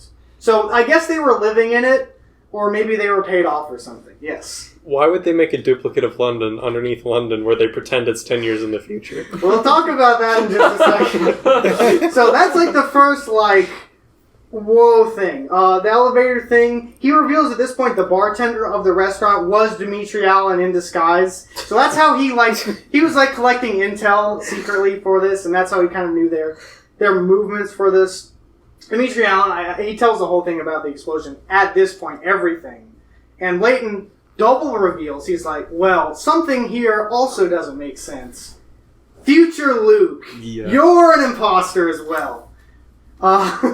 So, I'll talk about his backstory. But basically, future Luke, 5 years from the present, 5 years after 10 years ago, he acquired a ton of wealth and like enough money to build an entire London underneath London, and that's how that came to be. Yes. Why did you want to do that? We'll talk about that. Yes. Is he like a Layton fanboy and that's why he pretended to be Luke? We'll talk about that as well. Why specifically he chose to be Luke. So, he kind of reveals some of the stuff at this point. He kidnaps Flora, who was in the restaurant with them, and he gets into this like giant machine that's kind of like, if I remember right, it's kind of like the four-legged thing from The Incredibles. It's like giant machine. It starts like busts up from the ceiling and starts to attack London. They use the Layton Mobile to get on before this fully takes off because they're trying to rescue Flora. So they realize that the machine is like hooked up to Bill. So the Prime Minister. So if he's removed from it, I think it like explodes or something, or it'll explode immediately if you try to do that. So they solve a puzzle to kind of like put a timer on this. So they have a little bit of time to escape. The machine, after they get a safe enough distance, it gets destroyed. It's revealed that Don Paolo used the wrecked Layton Mobile, and he like converted it to a plane. So they're driving off the machine as it's like moving, and the car turns into a plane, and it's able to fly away. Yes. How did they get a fake Layton Mobile to put as in the future as a broken down machine? I guess it's just a regular car. Oh, okay. And future Luke put there is kind of a thing. You have a question? No, I'm just scratching my head. Okay. Yeah. So, the sister Celeste is like, we need to save because I think they rescued Flora at this point. They're like, we also need to save future Luke, and Layton's kind of begrudgingly does it. So they drop her off, and they do save him. Celeste has a little conversation with Claire. So they rescue it. The machine explodes. It falls back under the thing. I'm not exactly sure if anyone necessarily died during this. Because he does like attack London a little bit and like destroys buildings and stuff. But I guess everyone's fine enough. Yes. Did the Prime Minister and the scientist accomplish actual time travel during that other experiment, or did they just go underground? We'll talk about that in a little bit. So, he gives the full story for it at this point, or maybe he did a little bit before, but future Luke was actually that boy who Layton, like, stopped because his parents died in that explosion. So that's what future Luke's motivation was. He just wanted to just cause destruction because his parents died in this terrible thing, and that's it. So, that may not sound super sympathetic, but the game does a good job of, like, getting you to, like, buy into, like, this is kind of a tragic villain, even though the plan was completely insane. The person who adopted him was super wealthy and then died, and that's how he got all the money. So that's future thing. He thanks Professor Layton. He's like, and they're kind of like, if I ever get out of this, you know, I'd like to learn under you once again, because he actually respected Layton, and he kind of looped him in. Because it's like, Layton could have foiled this plan. And he's like, well, maybe I kind of wanted that. But, so, he has a lot of fun hanging out with Layton in the future. The other scientist, Dimitri, gets away. It is also revealed at this point, Professor Layton, he's like, did Claire have a sister? Inspector Chumley, I want you to investigate this. She did not have a sister. Celeste is actually Claire from that explosion. During the explosion, she got sent to the future, 10 years in the future, for a little bit. But because she did, and because of this explosive nature of it, she has very limited time. And so Dimitri was trying to figure out how to invent real time travel again to go back to the past to save her. But they don't figure it out in time. And Celeste is like, my time's just about up. When this wears off, I'm going to get transported back into the past at the moment of the explosion and die. So she gets a little moment with Professor Layton. There's a very emotional scene. Professor Layton, for like the first time in the series, is like crying. He's like, "You can't go, you can't do this." But Celeste, she like turns a corner, and Luke like runs after to go see her, and she's gone. So she goes. It starts to snow, and Professor Layton looks up at the sky and sees there's a little tear in his eye. So very emotional scene. And then on top of all this emotional turmoil, Luke does move to America at the end of the game. So that is goodbye to Luke as well. He loses his assistant, yes. So that's the end of the game. This one is like the most emotional one. People like, this may not be, quite the level of Diabolical Box in terms of puzzles and stuff, but there is so much emotional stuff that goes on to the end, and it more or less wraps up the original trilogy. I think you raised your hand first. Yeah, I guess you'll answer this in a few, but are there any of these games where there is not a village or area where it's just filled with fake people? Yes. Okay. Yes. Was Luke's move to America related to the things that happened here? No. Did this traumatize him, and he's like, I gotta get out of here? No, completely. I guess he's fine with everything that goes on, but it's decided before Unwound Future that, his dad tells him he's going to move. So that is where that leaves off. Yes. I still don't get why Bigger Luke made the replica just to troll Layton. It seems like a minor inconveniencing type thing for a villain to do. So he was trying to. So why he built all of fake London was he said he was going to work with Dimitri to build this time machine, but really he was using the scientists to build this big destructive machine to destroy London. So it's way complicated and super expensive, but that's kind of what it was. Why couldn't he build the destructive machine without making the future London? He might not have had the means. Or is he tricking Dimitri into thinking he has real time travel? I think he also wanted to personally get back at the Prime Minister, and he knew that Dimitri would have the means to do it as an accredited scientist, I guess. I still don't see how the underground chamber fits into this. Because that's just how it's a super again, we're scaling further and further to more just incredibly insane and expensive things. A lot of these mysteries can just boil down to some group of organization had just a ton of money and was able to orchestrate these super elaborate mysteries. So the future London was just kind of like a little bit of icing on the cake for the big destructive machine, which is the real plan. Yes. Yeah. Just a little fun side project. Just have a little goof. Yeah, that's what Bigger Luke was doing there. So, that's the end of the Unwound Future. And for a while, this is kind of the furthest we go back. It was kind of, I don't know exactly, because, again, the Japanese games came, the next mainline game came out before this come out to the States. So, I knew, while this was going on, that the next trilogy of games, you'll wonder why there's 5 stars, I'll explain that, but next trilogy was going to be a prequel to all of this stuff. So, that's what kind of goes on there, and that's kind of what makes Luke's goodbye kind of more permanent for a while, because, that's the end, we'll see for a little while. But before we get into the next game, let's talk about some other bullshit here. So, we got Professor Layton and the Cheerful Mystery. This is a manga. It's kind of comic relief. They mix up the personalities and stuff. It includes some puzzles that the audience can solve. I guess I didn't read this, so I don't know how good the puzzles are. I did read a little recap about it. So the first one, Professor Layton and Luke are in their office, and they get a note or something that says there's a bomb in the office. I think it's from Don Palo. I think Don Palo just says he does this. So it's going to blow up in 30 minutes. They do some, like, just goofy stuff. Again, their personalities are not the same at all, so, like, they're not taking this seriously.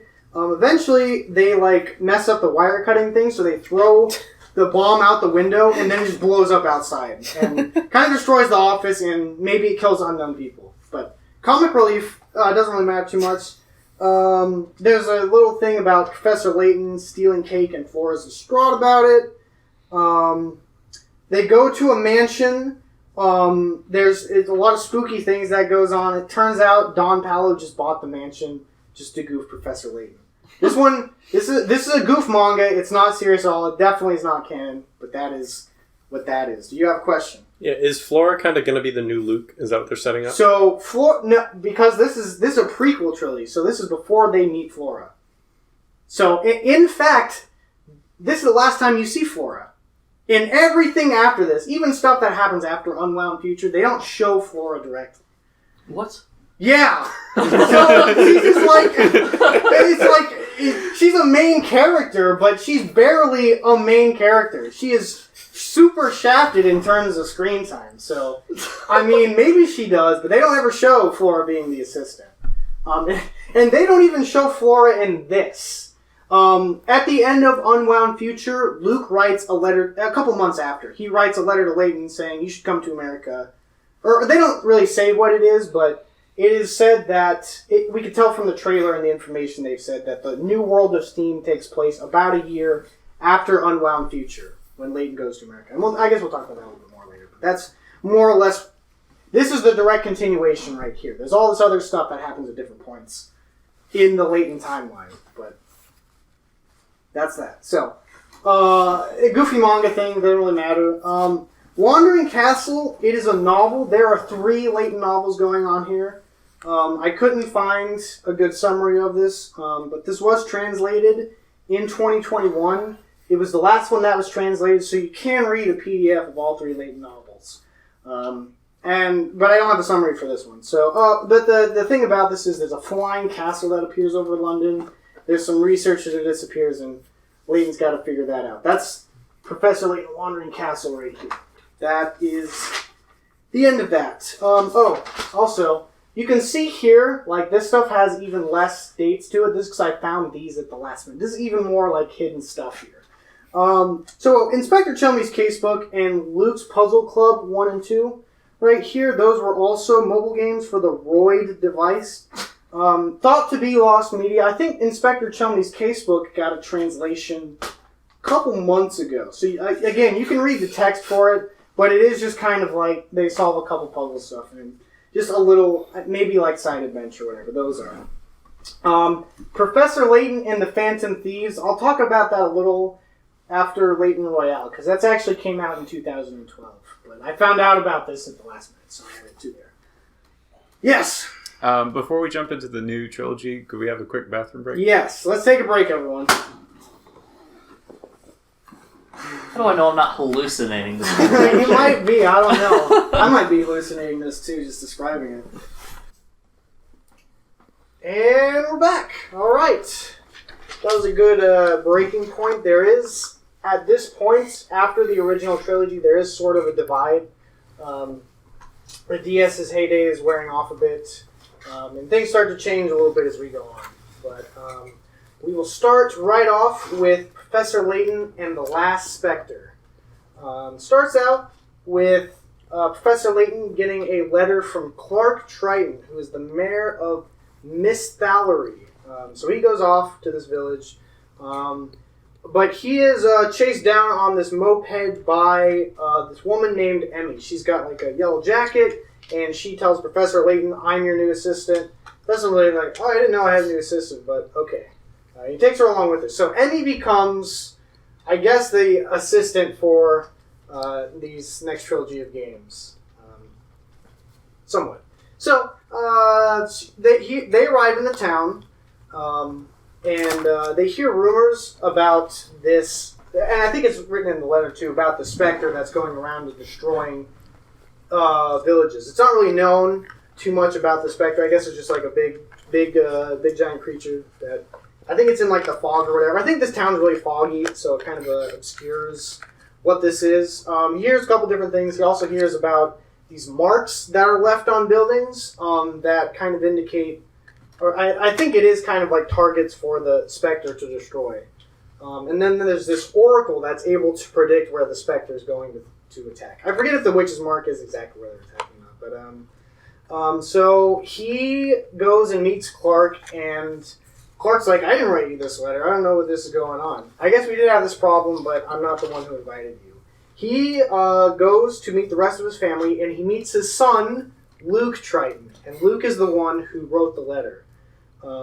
So he's also the Oracle. He's able to predict where the Spectre is able to appear. I don't know if they explain it at this point, but he's just able to kind of deduce it, because he's clever and is able to figure it out. So Layton investigates the Spectre all around town. Based on where Luke says they're going to attack, they kind of like stake out, and they're able to see the Spectre. They're able to see the Spectre, but they can't really make out what it is, and they see it causes destruction. There's this little like flute tune that is played prior to the Spectre attacking, and so they go off of that lead. There's this flute thing, but they don't really see what the Spectre is at this point. So they follow this lead about this mysterious figure, the Black Raven. It turns out that the Black Raven is actually just this organization of a bunch of small kids who cause mischief and stuff, but they give Layton access to the black market, and they find out that the flute is sold to this person named Evan Bard, who died about a year ago. So they investigate the manor. They learn about this girl, Ariana Bard, who is the daughter of the person who died. That they say that she's like cursed, and whoever like says bad things about her, then their house gets attacked, supposedly. So yes. Is it like a and you die type of thing, or is it just you get your stuff stolen and broken? I don't think anyone dies from the attacks, but it is like their house is just like completely destroyed. Okay. So and that's kind of what Luke does. Since he's the Oracle, I think he puts out anonymously where the Spectre's attack is, so everyone kind of knows, and they know to evacuate. Okay. So no one dies in this, I believe. And they discover that Ariana's brother Tony is the one who's leaving the marks around, and he's like, if you say bad things about my sister, your house is getting destroyed. So he's the one leaving the marks. They figure that out part. And at this point, Emmy goes back to Scotland Yard to do some investigating for Layton. So it cuts back to Emmy's perspective. I guess she plays her for a little bit. At London, he sees this fight with the new inspector of this trilogy, Inspector Grosky, because Layton didn't meet Inspector Chelmy until Curious Village, the first time he heard about him, and he meets him for the first time in Diabolical Box. So that's kind of a thing with this prequel trilogy. A lot of the characters you meet here, who Layton meets for the first time, he can't interact with them at any point, even though they're around at some point. So Emmy sees this fight with Grosky. He's this guy with this like huge chest and very small limbs, and he likes fighting crime. So does Emmy. So, and they know each other a little bit. Yes. Earlier you brought up how, like with Indiana Jones, he doesn't really do stuff at school, but he is doing archaeological field research all the time, checking out ancient ruins and stuff. Yes, and in this prequel trilogy in particular, there's a lot more, like, somewhat archaeological-related things that he discovers. Seems like he's more of a detective. Yeah, he goes around solving people's problems. I mean, he's in school, he's at university, I believe, at the beginning of the first 2 games. So, like, he's, like, there, but you don't really see... There's not really any teaching. None of these mobile games are like you sit in class and learn from Professor Layton. That's what we're doing right here. Yeah. Oh, so the thing Emmy was going to do was the investigation of Evan Bard, the guy who bought the flute, who had the daughter. Apparently he, like, killed himself. So Emmy gets the files on that.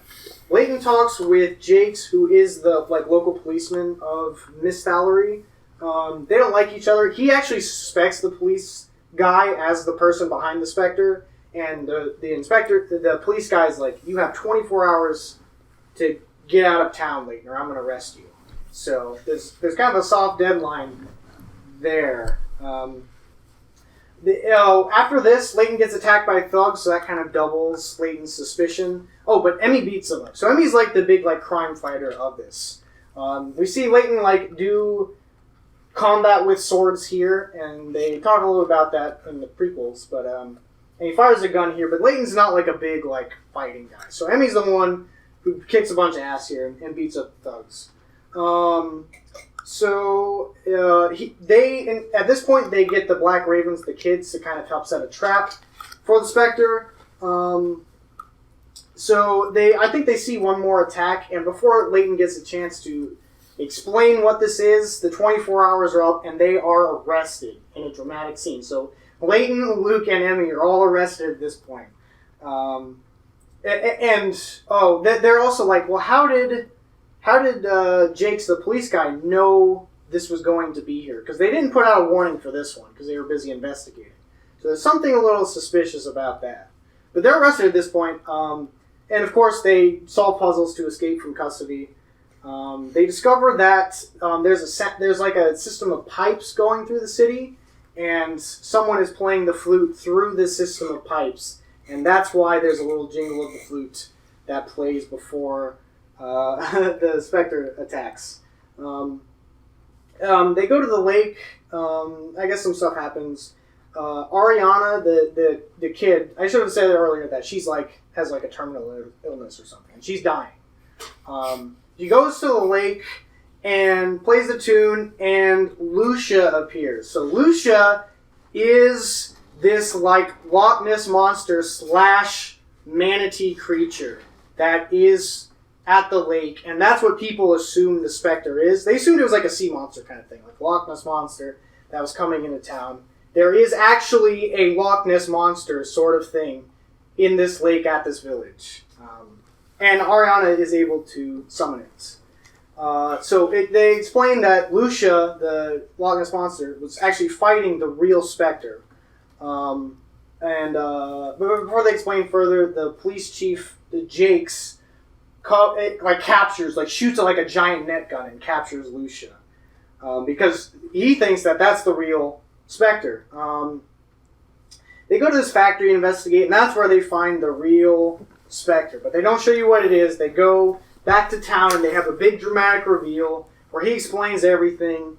The Spectre was actually this giant mining machine, and it was looking for this archaeological location. I didn't write it down. It's this mystical garden that has special healing properties. So that's what that was looking at it. It is revealed, I guess he didn't come up much because this is the first time I wrote it down. The butler of Luke Triton, the mayor, his butler was actually, it was not Don Paolo this time. It is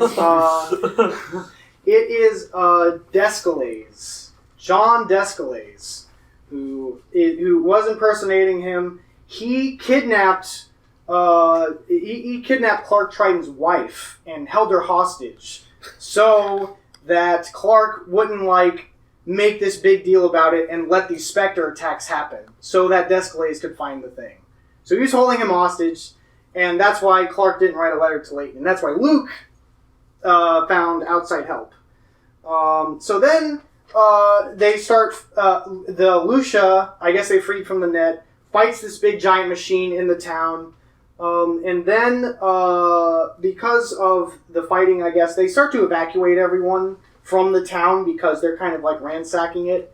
And eventually the town is entirely flooded. So it's underwater at this point.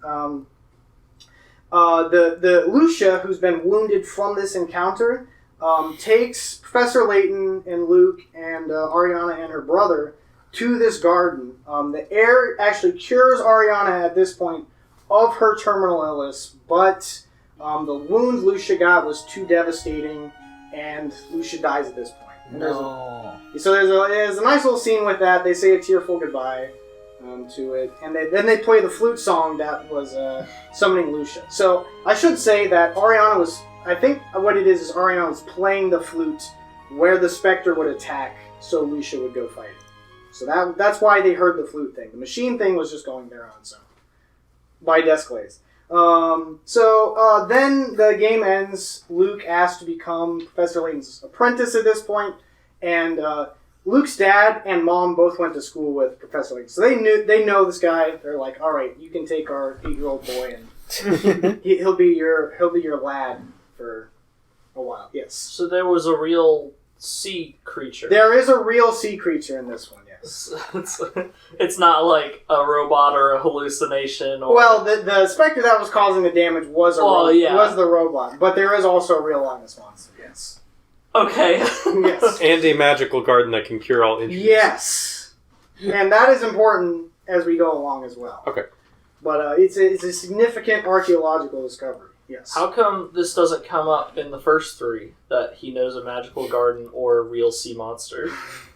Because they hadn't written it yet. It doesn't really, I mean, I guess that's, I don't know. It's not really important to that. They don't need to cure terminal illnesses. I would tell people every day if I knew about those things. I mean, they see some other crazy shit too, so there's plenty of stories to tell. If you trap some of the air from the magic garden in a box, could you deliver it to other people and have them open it up and smell think what happens is if the dig site unearthed it, the healing properties would disperse and it wouldn't be this magical garden anymore. Because it was underground, kind of sealed off from everything. All the healing properties stayed within there. And that's why Lucia wanted to defend this place. He didn't want it to be dug up.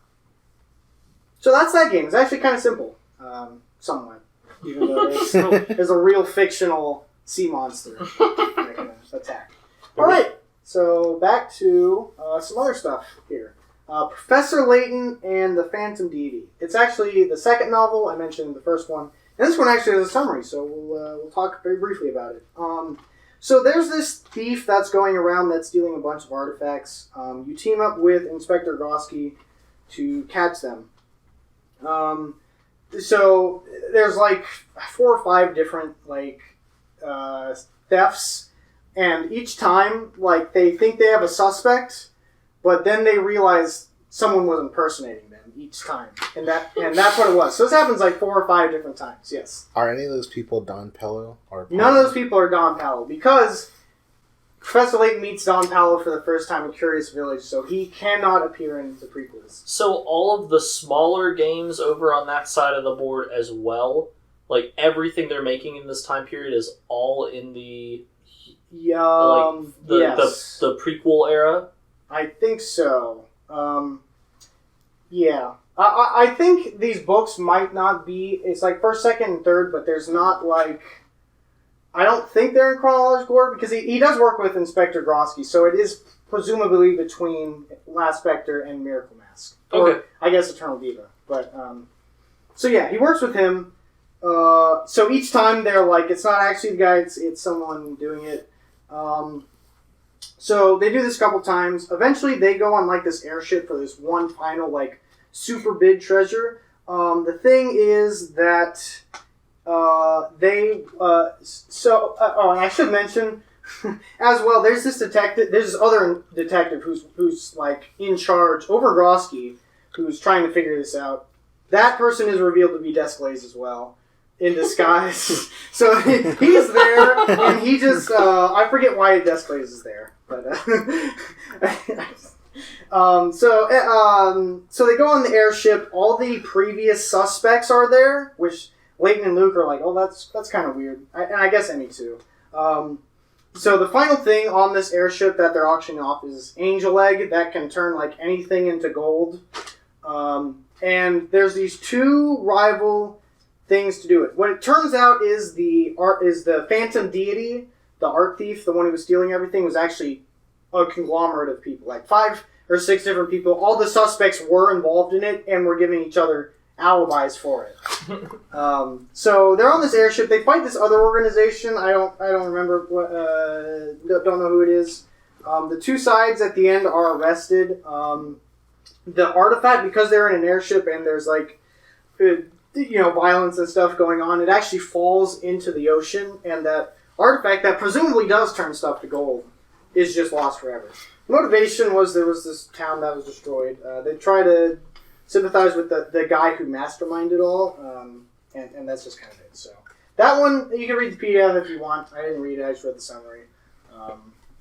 And it's the only one on the wiki. So the books, I should say, they are kind of like a second tier of canon. They're not like the mainline stuff, and they're not the stuff that most people have explained, but they could theoretically fit in, and they are in line with the characterization and stuff. That's Phantom Deity. Professor Layton and the Lost Forest. It's another comedy manga. So I only found a partial translation of it on Tumblr, so there's no like full summary of it. The thing that's notable about Lost Forest is that Professor Layton has normal eyes in this. This little drawing of here, that is like exactly how Professor Layton looks. He has dots for eyes, and everyone else just more or less has normal eyes. So they drew him with normal eyes here. He looks weird. So next we will go on to Professor Layton and the Eternal Diva. It is not a game. It is actually a movie. It is titled The First Professor Layton Movie, and it's the only one they ever made. It is actually, not only is it canon, it's actually very important to the subsequent games that follow along with it in this prequel trilogy. Let me see here. Layton gets a... So it starts off with this unrelated thing. It's this, I guess, an introductory like case that he's working on. The sound from Big Ben has disappeared, and they're trying to figure it out. Turns out the person who made the sound disappear was this old woman disguised as Don Paolo. So, hold on. It reveals that this is actually in this current timeline, and then they flash back to an event that happened a couple years ago, and that's the events of the movie. So that's how Don Paolo's in. They just work him in because, he's an established villain, and they want to put him in the movie, yes. But was it Don Paolo disguised as a woman, or a woman disguised as Don Paolo? It was a woman disguised as Don Paolo. Why does she know about him, and why would she want to pretend to be him? No, Don Paolo was disguised as the woman. Oh, okay. Yeah. No, it's not like Don Paolo's like, I wonder who it could be. Okay. So Don Paolo goofing off with Layton. I guess they're still eternal rivals or whatever. So he flashes back. Yes. How did he steal the sound from Big Ben? I forget. I don't know. I told myself I was going to rewatch this movie, and I did not do that. So I own this DVD. I own the DVD, but it just didn't happen. So I thought looking at the summary would be sufficient enough, and I think it will be. So. He listens to this record called The Eternal Diva, which flashes him back 3 years prior to the events of this movie, which is about here in the timeline of the prequel. Actually, it is right here. It's between Last Spectre and Miracle Mask. He gets a letter from one of his students, Janice Quatling, who gives him a ticket to this opera. It's a song about the lost city of Ambrosia, which is kind of like Atlantis. And she says that, like, my dead friend, whose name is Melina, she's appearing as, like, a ghost girl. So something weird's going on here, and I want you to come to the show and also maybe figure out what's going on here. Before things start going down, we learn about the composer of opera, whose name is Oswald Whistler, who's the father of Melina Whistler. He's in there too. They show the opera. It goes on with finally talk about this elixir of eternal life, which is tied to the lore of Ambrosia. At the end, there is a masked man who appears and takes everyone hostage, and he's like, "We're gonna play a game where you find the elixir of life or you die." So the movie incorporates puzzles that the people in the movie have to solve. What's the answer to this riddle? And if they get it wrong, the floor opens up and they just disappear. I think they're okay. I don't know if they ever explain if they actually die. I think they just end up somewhere captured. But so there's I think there's 5 or 6 different puzzles throughout the movie. It's kind of like Saw, this part right here. You're playing a game and you die. Eventually, this keeps going on for a little bit. Inspector Grosky is here for some reason. He's goofing off and getting chased by sharks. At this point, the amphitheater where this thing is taking place kind of separates from the land and kind of floats out to sea. The masked man disappears, The amphitheater then lands on the shore of this mysterious island that I think they figure out pretty quickly is like, oh, this is the island of Ambrosia. From mythology. So, young Melina, who's like a ghost girl, scolds Janice because Layton's there and he's like super smart and kind of ruining everything. I think I don't know why that would happen, but the survivors, they get there. Luke tries befriending the young Melina, the ghost girl. I don't know exactly who can see her. I don't remember, but I mean that's the thing that happens. I guess a little characterization gives Luke something to do. Talk with children. So puzzles. Eventually, there's more puzzles. It eliminates everyone else except for Professor Layton and Luke and Janice and I think one other person. And I think Emmy was doing something different, so she's not here right now. They're in like a shack, and Professor Layton is able to build a helicopter. And he escapes from the shack, and he flies off to this like castle that is further in on the island. There's some more puzzles.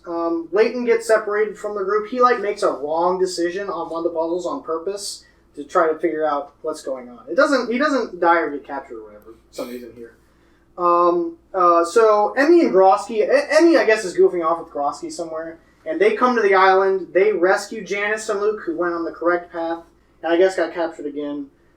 Layton, so there's this like, so Emmy was investigating this like side thing about this kidnapped girl in London, and it turns out that the missing girl is like, I guess was kidnapped here to be the ghost girl, and we'll talk about a little bit why in just a second. So it turns out that Oswald was working with Desclaze is the thing. Desclaze is once again behind this, but Oswald is kind of like the emotional motivation for this. He wants to bring back his dead daughter by implanting her memories in Janice, because they were like friends and stuff. He tries it on Janice, then he tries it. Then when that doesn't work, he tries it on Luke. But it turns out the twist is, and this was kind of confusing reading through. I remember something like this happened, but it turns out that Melina had already like taken Janice inside Janice and was able to hold her memories and I guess like act like her. So then Melina takes over Janice's body and like talks with her father again and they hug and stuff. So I guess it was successful, this like takeover plan. And she is now, she is at least for now has her memories. Yes. So is Janice just replaced her mind, or like is she in there too? She's like giving, like a host temporary. She like gives temporary control, I think is what goes on here. Yes. Isn't that like really fucked up? Yes, it is super fucked up. So Desclaze kidnaps Janice / Melina. He tries to make her sing the song from the opera, the Song of the Sea, and that will awaken the ruins of Ambrosia on this island. That's what Desclaze is after. He's after the island of Ambrosia. He fails because Professor Layton's like, you need to sing the song of the stars, the sea, and the sun all together to make this happen. There's some shenanigans with a helicopter. They like sword fight, I think, again, Layton and Desclaze. You solve a puzzle to get the real song, which is the Song of the Sun. And they sing that, or they play it, or whatever, and that raises the city of Ambrosia up from the waters. And that is there. And Desclaze in this movie, not in the games, seems to fall to his death and die. So that's what that is. So Melina leaves Janice's body. She's just like, well, this is fucked up, so I'm gonna leave you alone. Oswald plays the final song that he wrote about this opera before he's arrested, and then it flashes back to the future, and Layton meets up with Janice again, so she's okay. And that's the end of the movie. Yes. Was this movie also made by PA Works? I think it was. So it looks just like the cutscenes. It looks exactly like the cutscenes. That's awesome. Yep. So I think it's probably of the mainline stuff kind of the most nonsensical. Like, I'm following this. Like, I watched the movie, and I kind of remembered that, and I was still reading the summary, and I was like, what was happening? Was it Janice that died, or Melina? I don't know. So, I mean, it's short enough. I think you can watch it quick. It's only like an hour and a half, so. And it is super important for everything else, so. That's that. Professor Layton and Eternal Diva. Professor Layton and the Illusory Forest, 2010. It is the... Oh, yes, question. Is it related to the Lost Forest? It might... I think it's a different forest. As far as I can tell, it's not the same. It's the third novel in it. This one, again, just a brief summary is all I could find on it. There's some missing brides, kidnapped assistants, a dangerous forest, all tied together with... I can't read that word, can't read my own handwriting. Book that controls the fate of the others. Something there. Couldn't find... So Descalaze is in there somewhere once again. He doesn't actually die in Eternal Diva. It's just kind of like a movie resolution to the villain, but he's fine. He comes back. He comes back here, and he comes back in all this other stuff after. So the books, I mean, they're like a tier 2 canon, but they didn't come to America, so, I mean, how important are they really? So we go to Professor Layton and the Miracle Mask. All these 4 games of the mainline games were on the Nintendo DS. This is the first one on the 3DS. So all the graphics are different. Everything's 3D modeled. It is, I mean, just because it's the first one, this one. It's the kind of like the roughest 3D. I think it looks a lot better in Azure Legacy. But that is the first one. And one thing about this, they might have done something similar for this, but this one is noteworthy because like a year, for a whole 365 days after, they released like a daily puzzle for people to solve. So if you're interested in the puzzles, they do give you extra stuff and pretty much all of them to work with. So, Professor Layton and the Miracle Mask. So he gets a letter, like he always does, from his friend Angela, summoning him to Monty Door. There is this guy who's terrorizing the town, and he's got the Mask of... what's it called? Mask of Chaos. He's wearing it. And Layton has a connection to this mask, which we'll find out in a little bit. So he gets there, and they see like the first miracle that this masked man does, where he turns a bunch of people to stone. So we get... Let me see here. So he's been doing this about a month before Layton arrives, before things get kind of dire. So Layton's like, I don't really believe in any of these miracles that this guy's doing. There's some sort of explanation to this. So he investigates. And he's dubious about the masked man entirely. That it's the real Mask of Chaos. Because there's this story, it flashes back to Layton, I think like 15 years prior, when he was about 17 years old. And so there's this story, and I'll explain it now. It's explained throughout the entire story. But it was there was this adventure, him and his friend Randall, and Angela, who he knew as a child, and this fourth guy, Henry. They all hung out in this village. But one day, there's a couple things that are explained here. Professor Layton, at this point in time, is not interested in archaeology at all. He's a member of the fencing club, so that's how he knows how to sword fight. He doesn't necessarily know what he wants to do, but his friend Randall, he finds, I think he finds directly the Mask of Chaos, and they want to go to this ruins that supposedly has a fortune to do that, because he really likes archaeology. Their friend Angela doesn't want Randall to go. Her brother, I think, disappeared on some sort of expedition earlier, and Randall's like, nothing's going to happen to me. I'll be fine. So, Layton and Randall go on this quest with the mask, and towards the end, Randall falls to his death. Layton's like holding his hand over the abyss, and he doesn't let go, but he like loses the grip right before they're at the treasure room. So he puts in the mask, I think, and that opens this big treasure room with a bunch of treasure. But Layton is so distraught about his friend dying that he just leaves the treasure. He goes back and he tells Angela and everyone about the treasure. What happens is that Angela gets married to the fourth friend, Henry. Henry claims the treasure because it's just there. And he uses that money to help found the city of Monty Door, where this takes place. Now, I should say that it is incredibly obvious in this game that Randall is the masked gentleman. It's like the first time you see Randall, it's like, oh, he has like poofy red hair, and so did the masked gentleman.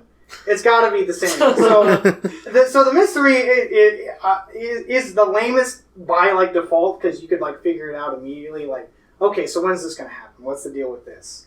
So they take their time throughout the game explaining this. But like the first time I saw that, it's like, oh, that's who that is. So.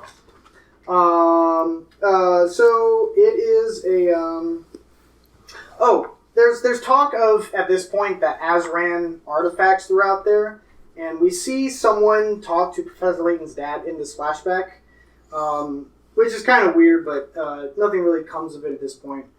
There's a couple people that, Professor Layton investigates all this, as this is going on, try to figure it out. The miracles that the masked gentleman performs, Professor Layton figures out what the deal is like pretty quickly with it. So let me see if I remember what it was. I wrote down what each one of them was and how he like figures it out pretty quick. Let me see here. Let me see. Okay, so at one point they like are in like a park. Maybe like an amusement park, and they go into this building, and then they come out, and suddenly everyone's gone. It turns out they like built like a replica of the park, and like so they're like, Henry, you should have known about this. And he's like, I don't know what the deal is there. So they think it. Professor Layton starts to think Henry might have something to do with it. Yes. How is Layton like? Not every time he walks into a place, think this place is fake. The amount of times this happens. In this one, he is incredibly skeptical about every single thing that happens. Oh man, I gotta get to the. Okay, so he figures out some of the miracles that happened before. There were these things. There was this one where the masked gentleman turned people to horses. It turns out he like paid the people off not to say anything that he turned into horses and just released a bunch of horses. So Layton figured that one out. The miracles aren't that hard to do. So there's this one where paintings, like people walk out of paintings. The masked gentleman hired people to like walk out of paintings, and then he gave the museum paintings with disappearing ink. So there's a couple others like that. He figures them all out pretty quick. It's not a big deal. So they figure out the thing about the rotating park thing.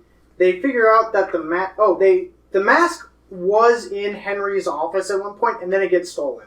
But then at this point, they go back to it, and they find the mask back in the study. So, the people with him are like, Henry did it. But Layton's like, well, Henry wouldn't put the mask back in his office. So it's definitely not him. There is this other inspector that's introduced at this time in this game called Inspector Bloom. And he is... It's shown in this game, but Layton doesn't figure it out till later, that he is working with a secret evil organization called Targent, who will become more important very soon. So he's trying to figure it out, but really he's playing double agent. The gentleman, at this point, they reveal him to be Randall. So what happened was, when he fell, Randall fell into like a river, and he lost his memories and kind of floated down the river to this other village, and just kind of lived his life for a while, not knowing who he was or anything. But then one day, he got a mysterious letter telling him about all this stuff that happened, and it kind of spins Henry and Angela in kind of like a negative light, because Randall and Angela kind of love each other. So there was kind of a thing there, but now like Angela's married to Randall, and they took the treasure that he found and founded this thing. So Randall is all on board with carrying out this plan, and he wants to try to ruin Henry and destroy the town or whatever. So the masked gentleman, his final miracle is where he's going to destroy the town. He floods the village with like sand. I forget how. It does just kind of like flood with sand for a little bit. But then they stop that somehow. It turns out that to get to the super secret ruins, you need both the Mask of Order and the Mask of Chaos. So they get that somehow, I forget how. They go to... Oh, it's explained... So they stop Randall at this point. Layton explains that the real reward for their adventure wasn't the physical treasure they found, but the good times they had along the way in the adventure. That he explains to him that you were manipulated to do this, and it is revealed at this point that Angela was Descalais. Wow. It was disguised, and Descalais was living as Angela and manipulating all this stuff from there, and that's how they were able to put the mask back in his house and stuff. Yes. How long? Probably like a month, probably right when it started. So I mean, you know. Is that your question? That was my question as well, yeah. Okay, so Angela was someone else as well. She was also disguised. She got kidnapped, but then she got free, but she didn't interfere with the plan. She was doing it from the background. So I think she was some other character as well. So again, I said good guys disguise themselves as other people too. Everyone is a master of disguise, and it has happened in every single mainline game and the movie as well, and it will not stop. Yes. Do you think in the final game that Layton will rip off his mask and he was actually Don Paolo the whole time? That would be pretty crazy, especially. Well, yeah, we'll talk about some of the later stuff as we get there. But that is that. Angela says, the real Angela at this point, she comes out, and she says that the marriage with Henry was fake this whole time. They didn't really get married. They used the fortune, they were kind of holding it for Randall when he returned. They just kind of hoped he was alive. And they built this city to kind of welcome him back. That's what's going on there. Yes. Wouldn't it cost money from the fortune to build the city? It costs some, but it's a lot of money. Okay. So, and I don't know if there's a deed to a whole town, but that's what they say there. There's a sinkhole that opens. Randall almost falls again, but both Layton and Henry save him this time, and they pull him up. And Henry says that he also cherished Randall as a friend. So they really liked Randall, and they kind of forgive him for all this fucked up shit he did. They did. I did mention they opened up the super secret ruins. I didn't write down the name of the ruins, but Descalais, because it is opened, he succeeded in his plan to get these ruins open, and he goes there. Oh, the Chamber of Akbadane is where he goes, and he's about to go there. But suddenly, this character that we see for the first time, Leon Bronev, this older guy with I think a goatee, and Targent. It's this.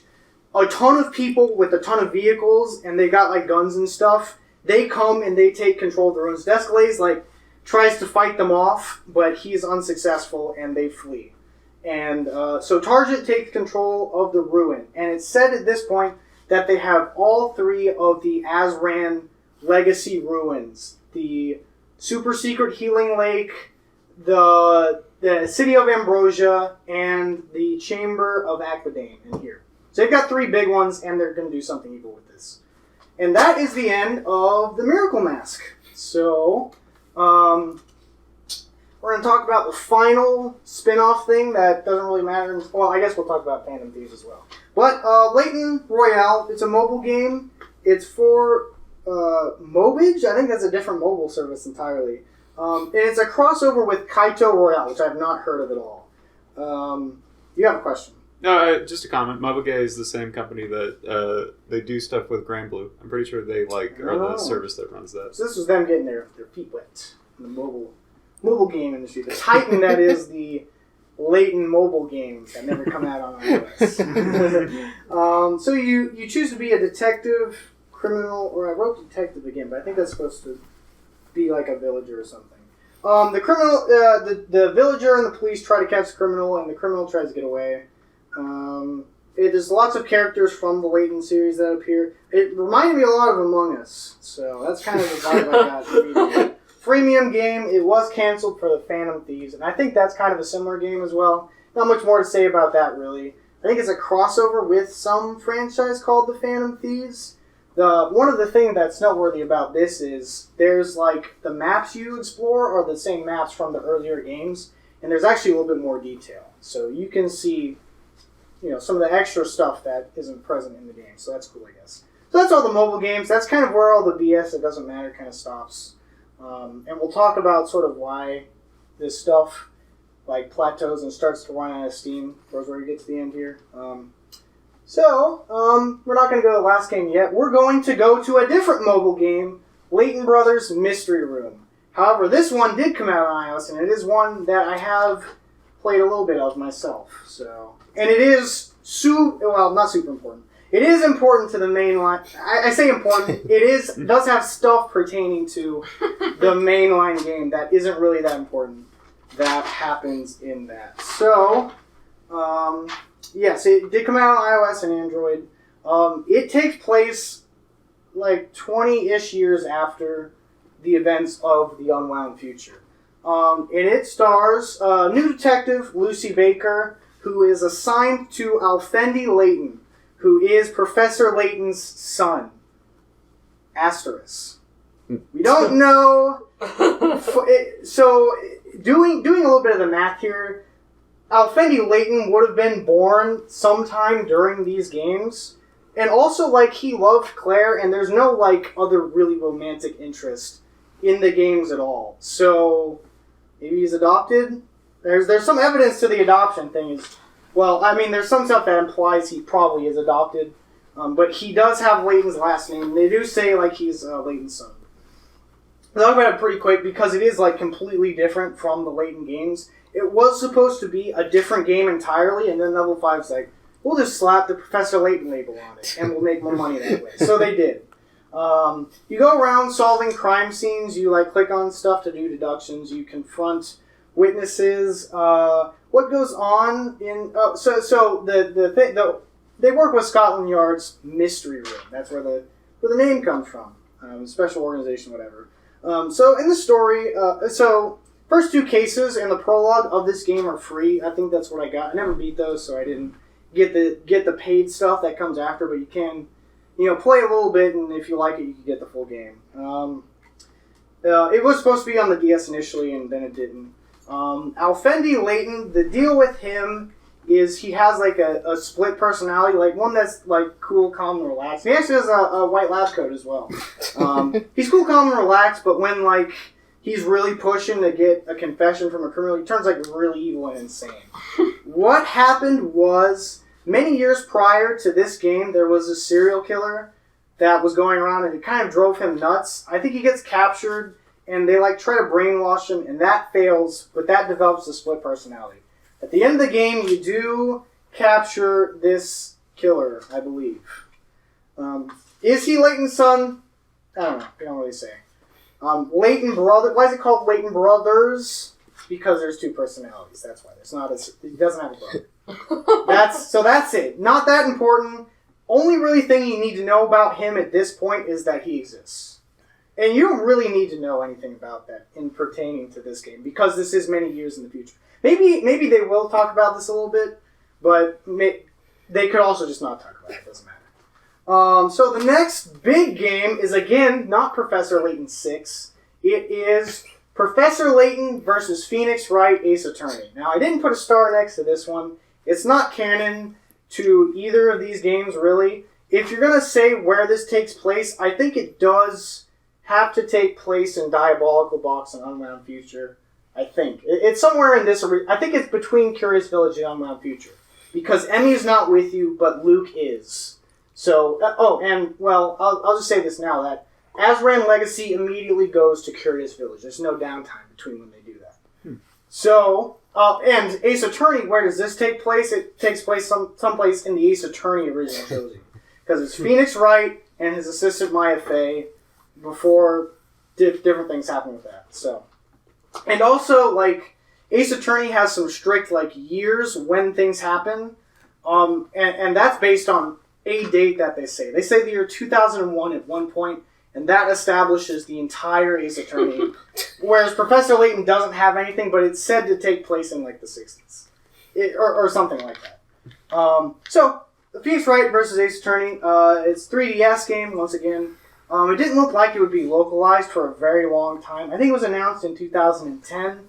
Right here. So you can see it was 2 years before we got it here in the States. It didn't look like it for a long time, but then it was. So I was quite delighted by that. At this point, I was a big fan of both Professor Layton and Ace Attorney, so I was pretty excited for this game. Just in general thoughts about it, it's not really anyone's favorite Professor Layton game or anyone's favorite Phoenix Wright game, because it's not enough to really be the best of both of those, but it is good for both qualities it brings to that table. So it starts out with this girl named Espella. She's getting chased by witches in modern day London. So she goes to Professor Layton for help. They get on a boat eventually, and Professor Layton and Luke are sucked in to the magical world of Labyrinthia, being a book that Espella had. And then she gets, at the same time after this happens, she gets framed for an assault that happens on someone. So you're introduced to the Phoenix Wright aspects of it, where you defend Espella in court and you do all the court mechanics to it. It plays pretty similar, the court-wise stuff, to Phoenix Wright. This game, interesting enough, is where they first introduce multiple witnesses taking the stand. And that becomes a mechanic later. But that's where this started. There's a couple things that they do take from this game at this point. But the case is not that important. They figure out who really did it. So why Phoenix Wright is in London?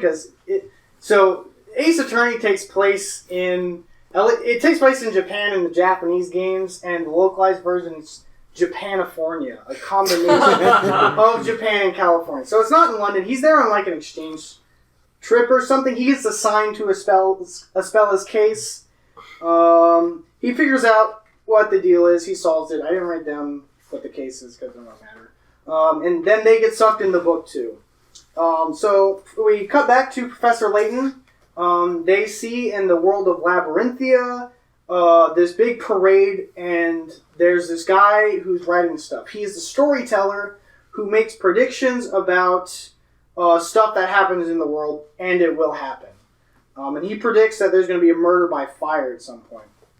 I should mention that the gameplay overall, when you're not in court, is very much Professor Layton. You're going around, you're talking to people, you're solving puzzles, and doing all that. And you're solving a big mystery. But there are court cases intermediate. We'll talk about some of the court stuff in a second. But so the Inquisitors, who are the knights of this world, the police force, are looking for the Great Witch Bazella, who caused a legendary fire a millennia ago, is what it said.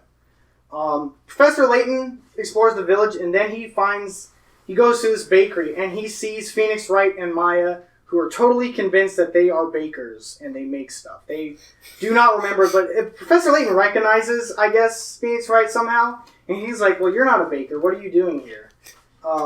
So at that point, Espella is accused of witchcraft, because Espella's with them, and there's this murder about two guys that get set on fire, like the storyteller predicted.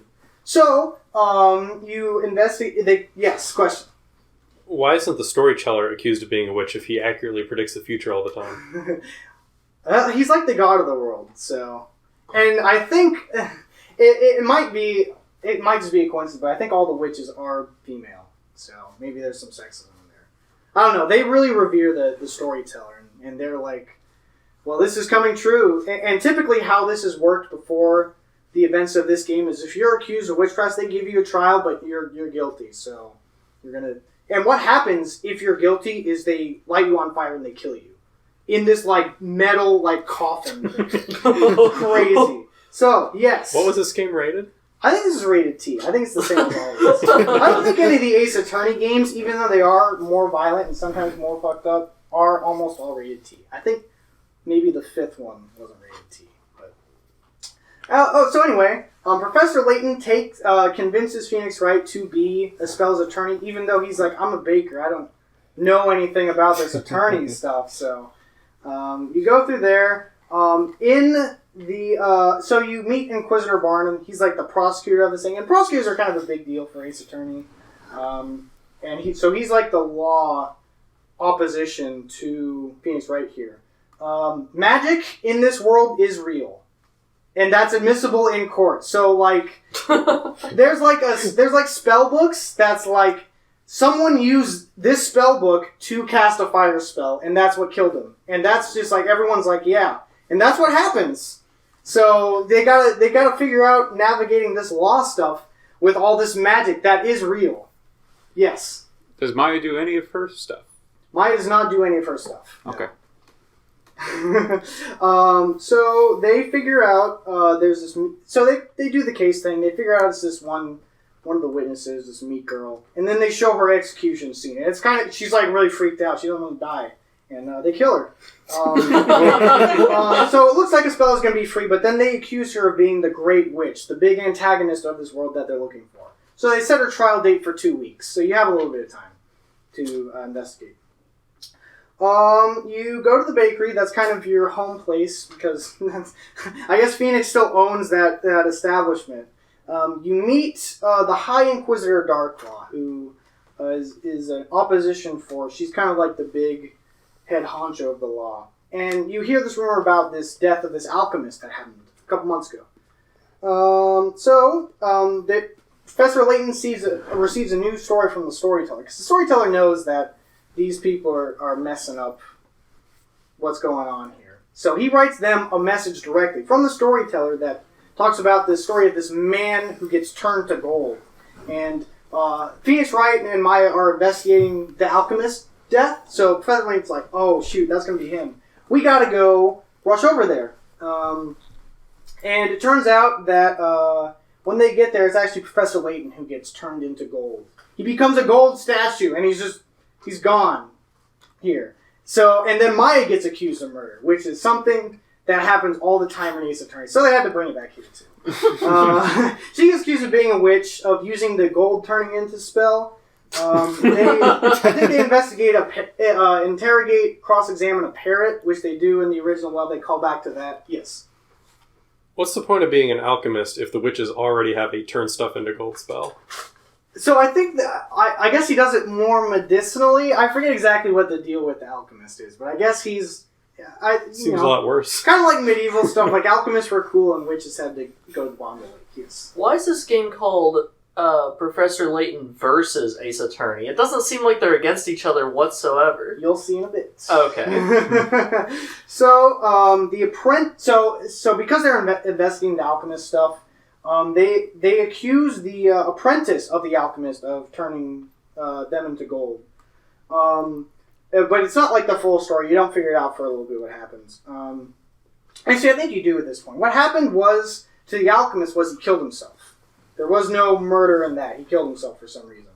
For some reason, yes. Did he kill himself because he felt inferior to the witches who were able to easily cast a spell replicating his That greatest is not achievement? why he killed himself. They will explain why he did. Did he open a box that made him hallucinate that he killed himself, so he killed himself? Well, since magic is real, he probably had some better stuff than that. I think he's drank poison or something. I forget why exactly this happens, but Espella confesses to being the Great Witch, so they just immediately are gonna execute her. But Maya steps in and saves. She pulls her out of the cage, but then she gets put in the cage too, and then she gets dropped in the fire, and Maya dies at this point, and they escape. They escape from the court. But, they're really distraught seeing Maya die. And it is actually kind of a sad moment. There's, a remix of Turnabout Sisters with a music box thing. And probably in both franchises, it's, the most teary-eyed I got at this point of the spin-off game that isn't canon, yes. Is the death of Maya, does that continue forward in the Ace Attorney game? No, it doesn't. And that's the thing. It's but they do a good job of convincing you. Is Professor Layton still gold? He's still gold. Okay. Phoenix Wright is distraught about this, but he's the adult. It's like Espella and Luke and him. So he has to pull it together and tough it out. They meet Inquisitor Barnum, the prosecutor, and Phoenix is like, Maya didn't do anything, and you killed her, and that's fucked up. And he's like, I know, I can't undo anything about that, but you can go to this place and seek refuge. So he doesn't arrest them, even though they escaped court. And helps them out here, because he also feels kind of bad about it, too. So that happens. We very quickly we cut back to Professor Layton and Maya. They wake up in this forest by the cult of the Great Witch. That's where they end up, and they're okay. And they're like, oh well, that's cool. Then so I think she's not dead for that long, and Professor Layton's fine. But and also when he turned to gold, like his arm fell off, but his arm is okay here. So something happened there. I guess he didn't really turn to gold. We'll find out what the deal is with that later. Let me see here.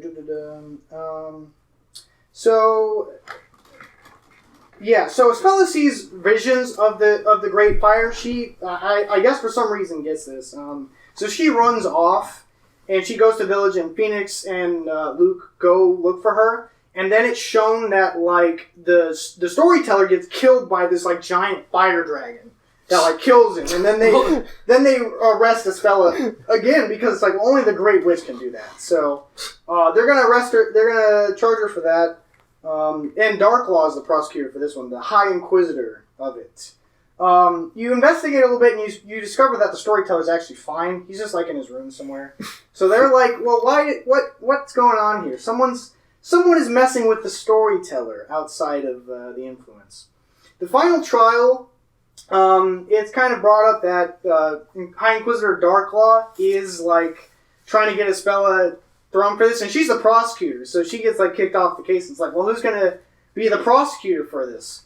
Professor Layton comes out at this point and becomes the prosecutor versus Ace Attorney. That's where the name comes from, right there. They do verse each other in this final trial to determine who the Great Witch is. Yes. Why? So they can figure out the truth. But okay. Sometimes not exactly like this, but sometimes similar situations where both like Phoenix Wright and like the prosecutor against him are like working together to try to figure out what really happened. Okay. Rather than try to get a particular defendant guilty. So that's what happens there. He becomes prosecutor. It's revealed that the storyteller is Arthur Cantabella, who is Espella's father. Espella Cantabella is her name. Do you have a question? No, this is sketchy. Well, there might be some. So what happened is this storyteller realm, Labyrinthia, I forget where exactly this is located, but it's somewhere else, and everyone is being mind controlled by the water supply to believing this medieval world. And it is run by the storyteller. Does the mind control, is that responsible for the magic, or is the magic existing on its own? So I think they do. I think they do particular things to make the magic happen. Like they build a statue of Layton, and then they just like take him when they're trying to commit crime. Because the storyteller knows this stuff and is making these things happen. Yes. Is this not just Diabolical Box again?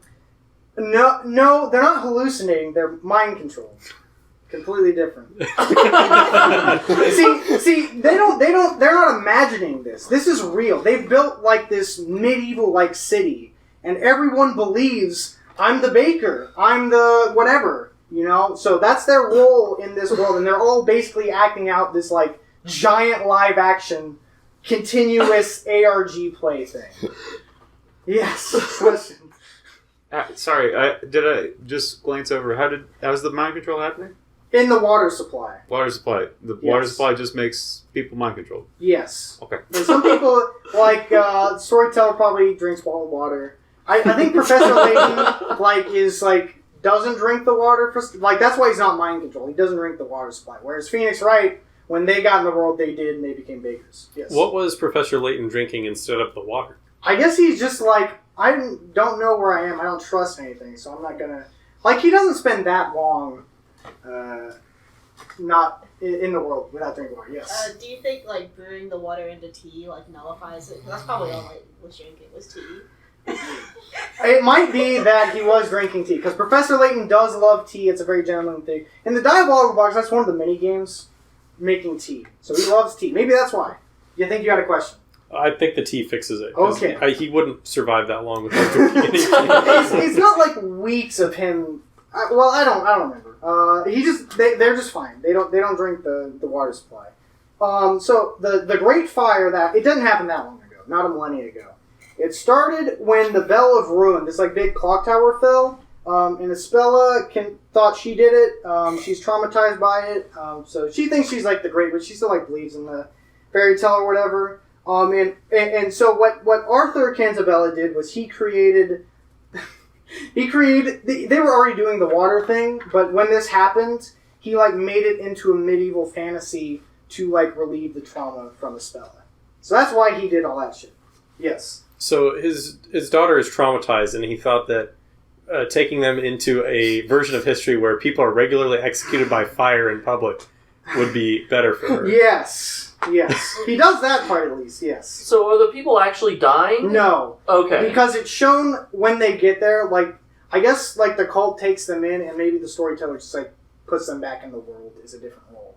And changes people's memories so they can just keep being people. Okay. So no one dies in the fire, even though it's, like, a really scary scene. But Espella thought she saw people die. Yes. I think that the Great Fire might have killed people, I think, in real life. And she thinks she did that. So it turns out that Inquisitor Darklaw was a friend of Espella, and she was actually the one who caused the Great Fire and repressed it. So the third person, there were three people who knew about this. The storyteller, Inquisitor Darklaw, and the alchemist. He killed himself because he was guilty that they were doing this fucked up stuff. That's why he did that. The alchemist was Darklaw's dad. So she's really pissed off about this. And that's why she kind of puts this rigmarole to make Espella the Great Witch.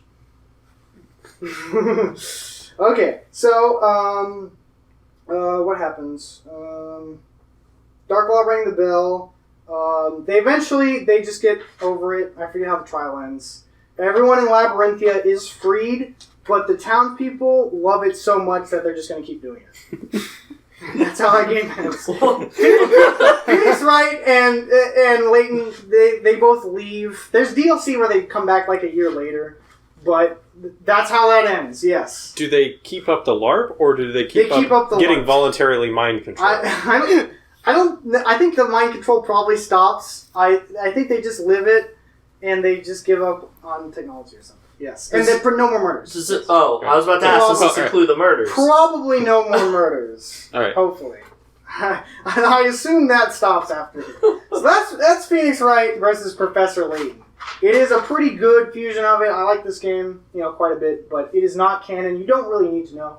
I might put a little disclaimer for the YouTube one. If you want to skip this part, if you're just like, I don't care about Professor Layton, but don't spoil me on anything Ace Attorney, you can just skip this part of it, because this has no bearing on anything else that happens. So, now we are on, finally, to Professor Layton 6. Professor Layton and the Azran Legacy. The final Professor Layton. The end of this trilogy, even though the movie, that has importance to how that happens. And you could, again, see, because of the gap, the American audience, like me, knew that this was the end of not only this trilogy, but kind of Professor Layton's adventures. That's how this was announced.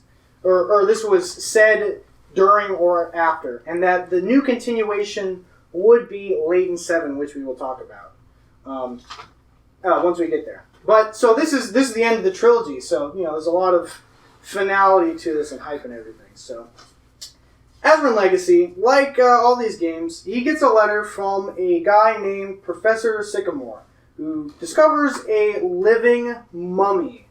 And he wants Professor Layton to come check it out.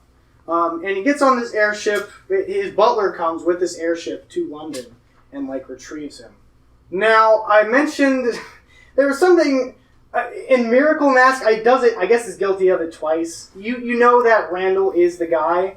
At the end of Miracle Mask, when Descalaze is fighting, he has a butler who is Professor Sycamore's butler. So you know that unless you're like me and spent 10 years going from here to here, you will know immediately that Sycamore is Descalaze here. But Professor Layton he didn't see the end of Miracle Mask, so he doesn't know about the ruins and stuff. But that's right, so they do that right there. So you know immediately. You go to the snow place. Professor Sycamore's in an ice cave, and there's this girl frozen. You solve a puzzle, and the ice opens up, and the girl comes out, and she's alive. It said that she is a person from the Azran civilization, who were like millions of years before humans had this advanced technology.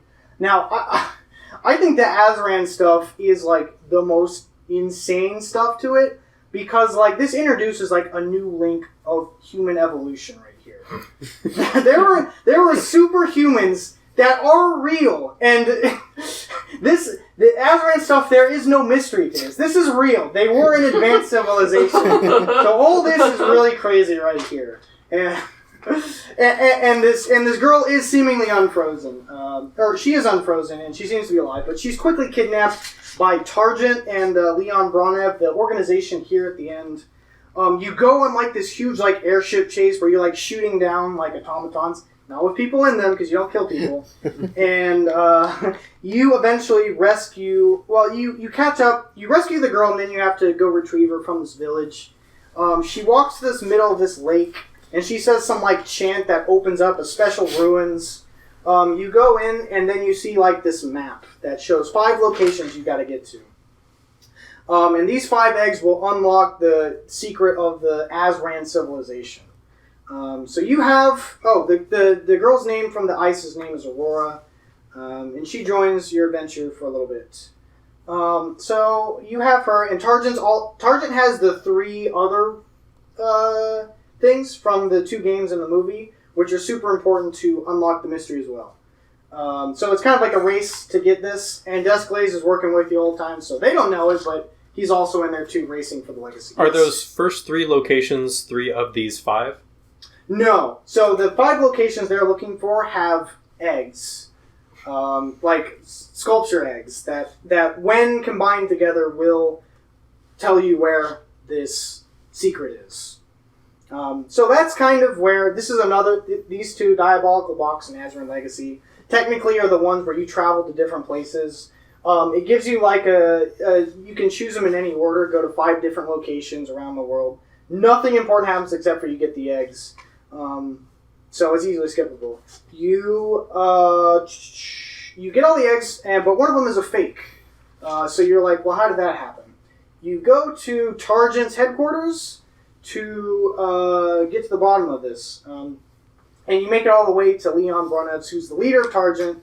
You go to... Oh, and I should have said, before this thing, when you go to the 5 locations, you go to London. All you do is figure out that Bloom was a Targent agent, and he was messing with thefts. So I guess that kind of resolves it. He's not really important. Doesn't do too much to interfere with Layton, but he's a double agent. Targent's everywhere. Remember that. Targent's everywhere. Layton has a duel, once again, a puzzle duel with Leon, who Layton wins, and he gets control of the eggs. But then Leon threatens Layton in order to join Targent. He says, do this, I have your parents, I will kill them unless you join. With the help of Desclaze, he doesn't join Targent, and they don't kill his parents. So that was nice, I guess. And but they flee. So Leon has all... Wait, no. They keep the eggs because he won the duel and he's a gentleman. I guess Leon is too. So at this point, Sycamore reveals himself to be Desclaze and takes the 5 eggs with him. So he has the keys to the Azran... to the legacy. He takes it back to the cave where you thawed Aurora from. And it is also revealed that Emmy, your assistant for the movie and the 2 games, was also a member of Targent. She betrays Professor Layton at this point. She holds an icicle up to Luke's throat and threatens to kill him. So Desclaze hands over the keys to Leon at this point, because Desclaze doesn't want Luke to die either. So now Leon and Targent have the keys. They go further in. So at some point further on, Emmy actually lets Luke go, because she has some feelings about being evil. She's like, Leon, this is kind of messed up. She still does it. Nothing stops her from carrying out this plan, but she does go along. She releases Luke and secretly hopes that Layton will somehow stop them. Layton, so Desclaze, What's the deal with Descalais here? He gets seriously injured during this, and he reveals that as a child, he's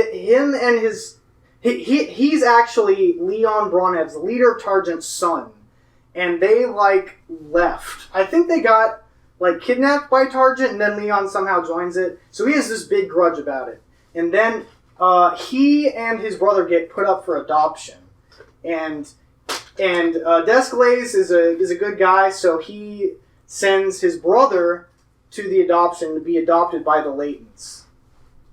That's right. Descalais is Herschel Layton's brother. And Herschel Layton is Leon Bronev's son, the leader of Targent. Yes. Question. I can't remember. Does Targent show up at all in Layton Brothers? No. Layton Brothers is 20 years after all this stuff. So. Okay. Yes. So, was Descalais in Layton Brothers along with Layton? No, he's not. No one is in Layton Brothers. But there are Layton Brothers in all of these other games. I guess technically Herschel Layton has brothers, but Alfendi Layton does not have brothers. So there's only one Layton brother in the Layton Brothers game. But there are multiple Layton brothers, I guess, in these games. And, Descalais' name was actually Herschel, but when they were adopting, they're we're going to adopt Herschel. But he was well, I want my little brother to get adopted instead. So he just said his name was Herschel. And Layton forgot about all this. They were young boys, and Layton, I guess, repressed this. He was 6 years old, but he just didn't remember that he was adopted. Yes. Was Layton's or the main Professor Layton, was his original name Descalais? No, did they switch names? His name, they say it later, his name was Theodore Bronev. It's not Descalais. Later on, Descalais lives his life, but he's really upset with Targent, so he takes on the secret identity and promises, I guess, to find the Azeran Legacy and also destroy Targent. So that's his goal. He wants to find the Azeran Legacy. He fucks with Layton, but he doesn't do it in, an overly... I guess... He doesn't... He's cold to him because he's also emotionally attached, and he doesn't want to be. So he keeps his distance by being a dick to him. So that is that reveal right there. Layton gets to the end. Bronev actually stabs Aurora in the heart. And it reveals that the legacy was not this big energy source like Leon was thinking it was. It's actually a bunch of golems. Automatons, kind of like Curious Village, but evil and from an ancient civilization. And it is revealed as well that Aurora is also a golem at this point. That's why she was frozen. She wasn't alive. She was like a robot. And she was judging humanity, and she's like, well, you failed because you did this evil stuff. So now I'm going to kill you all. So all the golems they're going to attack humanity. And Aurora, after she has a thing where she her eyes glow when she opens ruins and stuff and talks like this, and then she has kind of a more human version, and the human version is not happy that this happens. So the whole party, Layton, Luke, Emmy, Descalais, and Leon, all are gonna sacrifice themselves to stop the golems, but Aurora does it in their place. So Aurora dies, and thanks them all. Thanks Layton, doesn't thank Bronev and all them. So that's kind of the end of that. Descalais wishes Layton farewell when he escapes. Leon from Targent is arrested. I guess everyone else in Targent is too. Well, not everyone actually. Layton denounces his name, Theodore Bronev. He's like, no, I'm Herschel Layton. I was a Layton, raised by Layton, so that's who I am. He's like, well, if you're ever released from jail someday, I don't know why Layton thinks that these people are not going to get life sentences for their crimes, but he's like, if I ever see you again, we'll be like fellow archaeologists, not as, antagonists like this. Emmy does not get arrested. She leaves. She's like, maybe someday I'll be worthy of being your assistant, but I'm not right now. So, Descalais is like, I'll find my purpose in life. And then Layton and Luke drive to St. Mystery, to the Curious Village. And that's the end of that, yes. So Descalais has been alive and well the entire time of Layton's life, which means that in every Layton game, except for Layton Brothers, there has been a pair of Layton Brothers. Yeah, there might still be Layton Brothers in Layton brothers because we don't know if Duskblaze dies. We never see him again in any of these. So that is the end of that trilogy. That is the end of the double trilogy. And as you'll see, that is the last real, we get a couple things, but that's the last real Layton thing for a while. And I'll talk about Layton 7. This was quickly announced after Aslan Legacy. Maybe it wasn't that quickly because, my perspective was 2014, not the 2013 release. It was announced as this. It's called Layton 7, so you think it's like, it's the 7th main Professor Layton game, but it was announced as like a 3DS game, and then it later as a mobile game as the next step in the Layton franchise. Layton and Luke would appear, but they're not the main characters. And really, again, it seems kind of like they just slapped on the Layton name to another project. They showed some information for it in 2015, but it didn't ever come anything. And in 2018, they removed it from the site. So this big Layton project, in this void between Azure and Legacy, and before we see anything else, there is nothing to it. I will explain at this point. I'll explain the Yokai Watch character and the stars. These are kind of rough approximation of the two trilogy games. Keeps declining. It probably includes the iOS stuff, but in general, the Layton series, especially after Unwound Future, started to decline rapidly and not sell as well as it would. So they're looking to try to mix things up with Layton 7. That never comes out. All the spin-off Layton stuff. So really, 2007 to 2013 is like the big flow of tons of Layton stuff getting released every year, and then there's kind of a void. What might explain this, in addition to declining sales, is Yokai Watch, which is another property that Level 5 worked on. They started pushing it again, kind of similar to Professor Layton, where there's a lot of marketing and a lot of hype for it, and they push it really strong.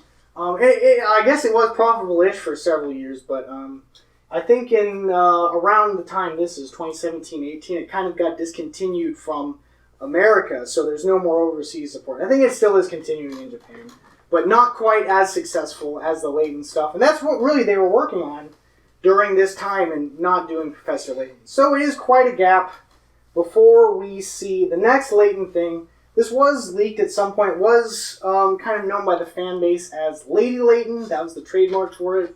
It came out in 2017 for both the 3DS and the iOS. And there was also a Switch release of it later.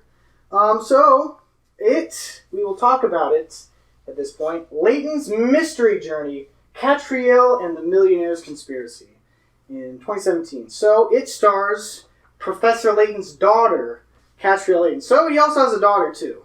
This takes place, I think it takes place 21 years after Unwound Future, yes. And I'm assuming there's no mention or reference to his adopted daughter, who would be this daughter's sister. So the only reference to Flora is, I think there's like a ribbon or something in her office. So I guess Flora's around, but she does not appear here. You only see her in these games, and that's it. Yes. You say 21 years, and Layton Brothers is 20 years? It's 20-ish years. I think it takes place slightly before this. And I'll explain why in a little bit, but okay. It is around. They are around the same time, 20-ish years after this. So, his daughter is not an archaeologist. She just kind of solves mysteries and has a detective agency in London. And the overarching plot is that she's looking for her father. This game is not particularly well received. I should mention the puzzles in this game. People don't like it, and that is because in 2016 Akira Tago died. So he was like 90 years old. He lived a good long life, but they didn't have anyone working on the puzzle aspect of the Layton mystery puzzle. And it really shows in those reviews that it's not well liked. In particular, the puzzles, which is the strength of the gameplay, is not as good. And it's also very episodic. There's like 12 different cases that they go through. Each mystery is self-contained. There's nothing really that happens to the overall Layton storyline until the very end. She gets a letter, or she has this letter from Herschel Layton at some point that says, "If you are not really my child, then who really are you?" That's kind of the cliffhanger for it. And then I'll talk immediately about Layton Mystery Detective Agency, Cat's Mystery Solving Files. That is the 50-episode anime adaptation of Layton's mystery journey. It does contain everything that happens in this game. And a lot more. So if you had to pick and you want to get the full Layton experience, you don't need to play this game at all. You can watch the anime and know everything that happens in this game and all the other Layton stuff that happens that is important to this. So, we will talk right about that. Cat's Mystery Files. It's not the same animation studio. It is not PA Works. It is A1 Studios. It encompasses the entire game. And if you also want to like double cut down your time, there are 6 episodes that collectively are titled Professor Layton and the Relic's Treasure that only deal with her journey looking for Professor Layton. In the game, they just leave it on a cliffhanger. She's like, oh, I'm finally going to start looking for my father. She never does in the game, and she only does in the anime adaptation. So, we'll talk, like all the mysteries are self-contained. There's no real reason to cover, to just give them away. She does some detective stuff, and I'm sure it's, in a similar writing vein to this, but in focusing on the timeline, we're going to talk about the Relic's Treasure. It talks about how Professor Layton and an adult version of Luke disappeared. We start out, I guess, in chronological order. Yes. Do we ever see the adult version of Luke, and does it look like future Luke from the time that there was a fake future Luke? You do see him. He doesn't look like future Luke. He looks kind of weird. He doesn't. I don't think he looks right, but you do see an adult version. He doesn't really look like adult version of Luke. He dresses similarly, so I guess and the hairstyle is the same. But that's about as far as that goes. We're starting out chronologically. A 15-year-old version of Luke. So, in the unwound future, Luke is about 13 years old. So, when they start, there's like a void, and then 2 years after is when things start happening relating to Catriel. 15 years old, Luke is on this sinking ship, and he helps this woman give birth. Her name is Camilla Azan, and she tells that Professor Layton that her husband is trying to help Professor Layton look for hidden relics. Luke takes the baby to Layton, and Layton adopts her because she's an orphan at this point.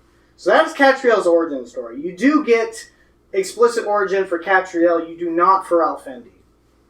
So yes. Catriel is his adopted daughter, not his biological daughter. Yes. So really she has nothing special about her that Flora doesn't have, and there's no reason he should favor her so much. Yeah, Flora might also be adopted. They don't say if she takes the name, they don't show her, so...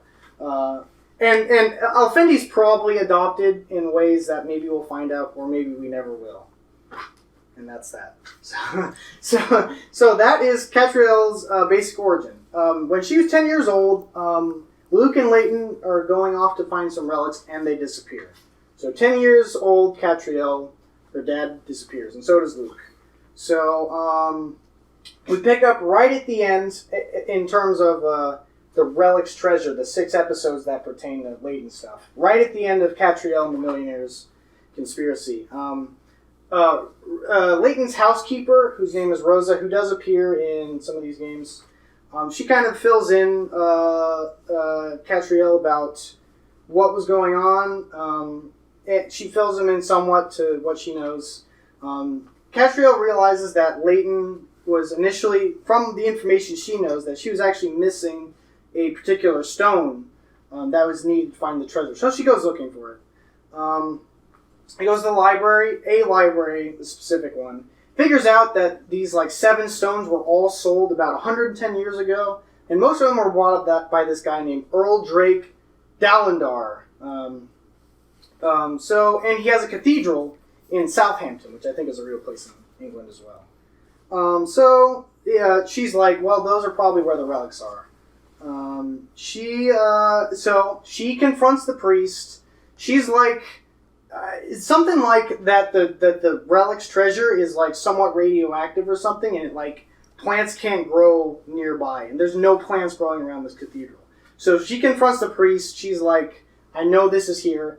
And then, the priest is like, I'm gonna get you. And what happened in what happened to Professor Layton is he did like these exact same things, and he confronted the police or the priest, but they captured him.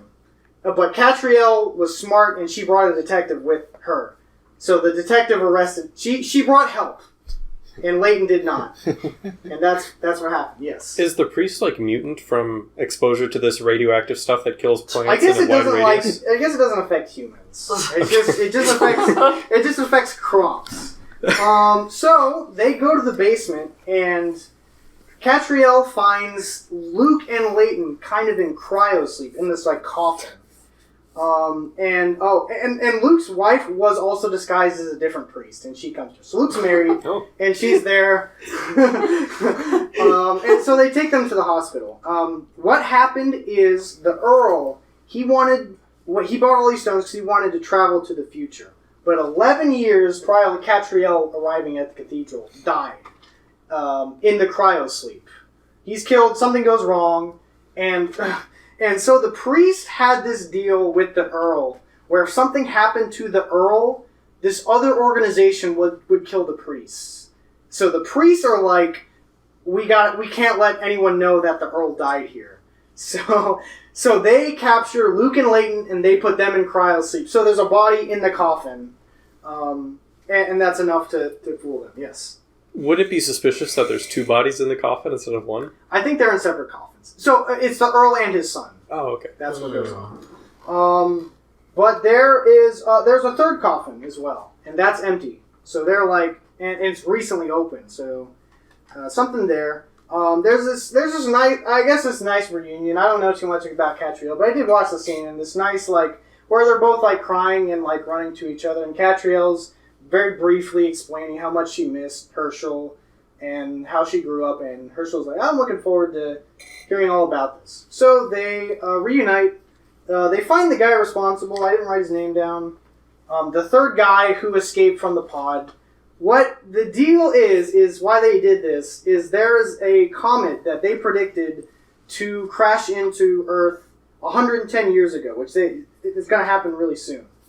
Question? No? Okay. No, well, the cryopod, that was invented 110 years ago? Yes, it was invented 110 years ago, so they could, because no one believed them at the time that this comet was going to happen. So they were going to go to the future to, I guess, better convince them that this was going to happen.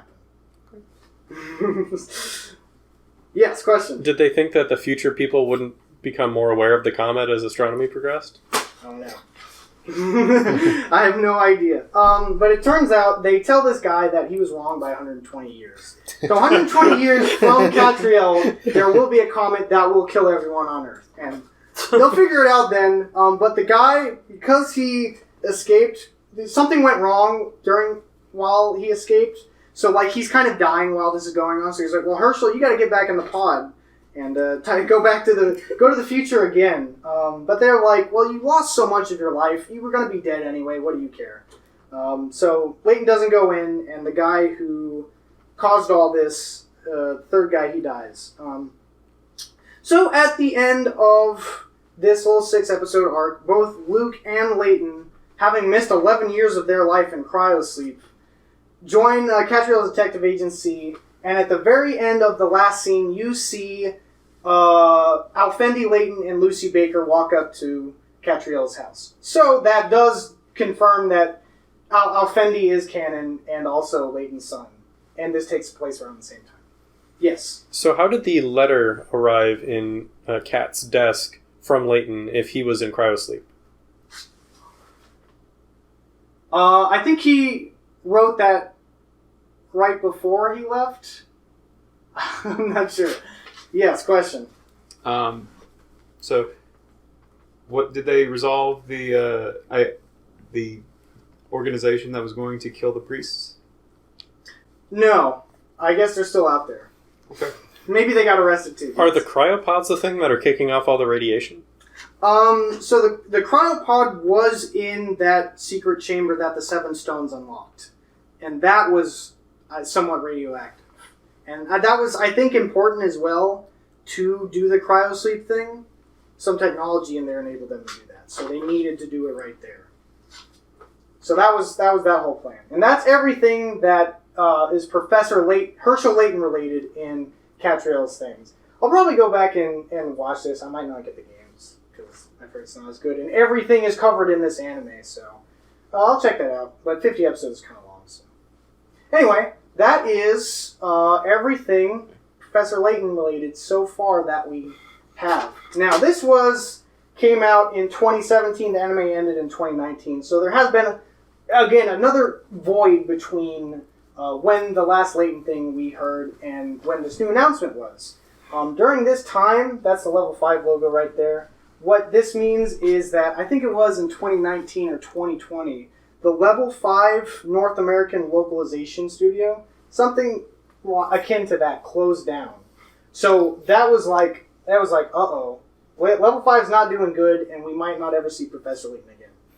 So it seemed like that was the end for a while, for many years. And then, seemingly out of nowhere, Professor Layton and the New World of Steam was announced. And it was also announced at the same time that it is coming to North America. So it's going to get localized somehow. It's going to be awesome. Some speculation about it. It was announced in March 9th for the Nintendo Switch. They've seemingly realized that doing their own puzzles without Tago's help was kind of dragged the game down a lot, and they need the puzzles to be a thing. So they hired this quiz group called Quiznok, who does puzzles for different media projects, and they're going to help out on the puzzles for Professor Layton. So the concerns that from the Millionaire's Conspiracy hopefully will be assuaged in the New World of Steam. It picks up right after the end, or I guess a couple months after the Unwound Future, where Luke writes a letter to Professor Layton, asks him to come to America, and it's very, when he gets there, like the city he's in called New Bison is very like steampunkish. So it's, the New World of Steam somehow in the 70s. There's not too much information about this. We don't really even know when it's going to come out. It might come out next year, maybe the year after. What we've seen of it so far, and I'm sure you guys will have seen the direct, is the very brief clip where they announced it, is like this 3D animation. We don't know if they're going to bring back PA Works. We don't know if they're going to do A1 Pictures. We don't know if they're going to do any animated cutscenes, which I hope they do. But we've only seen that little bit of it so far, probably because it's still pretty early in production. It's said that the city will expand as you solve more puzzles, so like if you do a bunch of extra stuff, you'll get new areas to explore, I guess. So it's about 1 year after, it's a one-ish year after Unwound Future, and it's going to be 1 year before Catriel is born on the ship. So that is where we are in the timeline.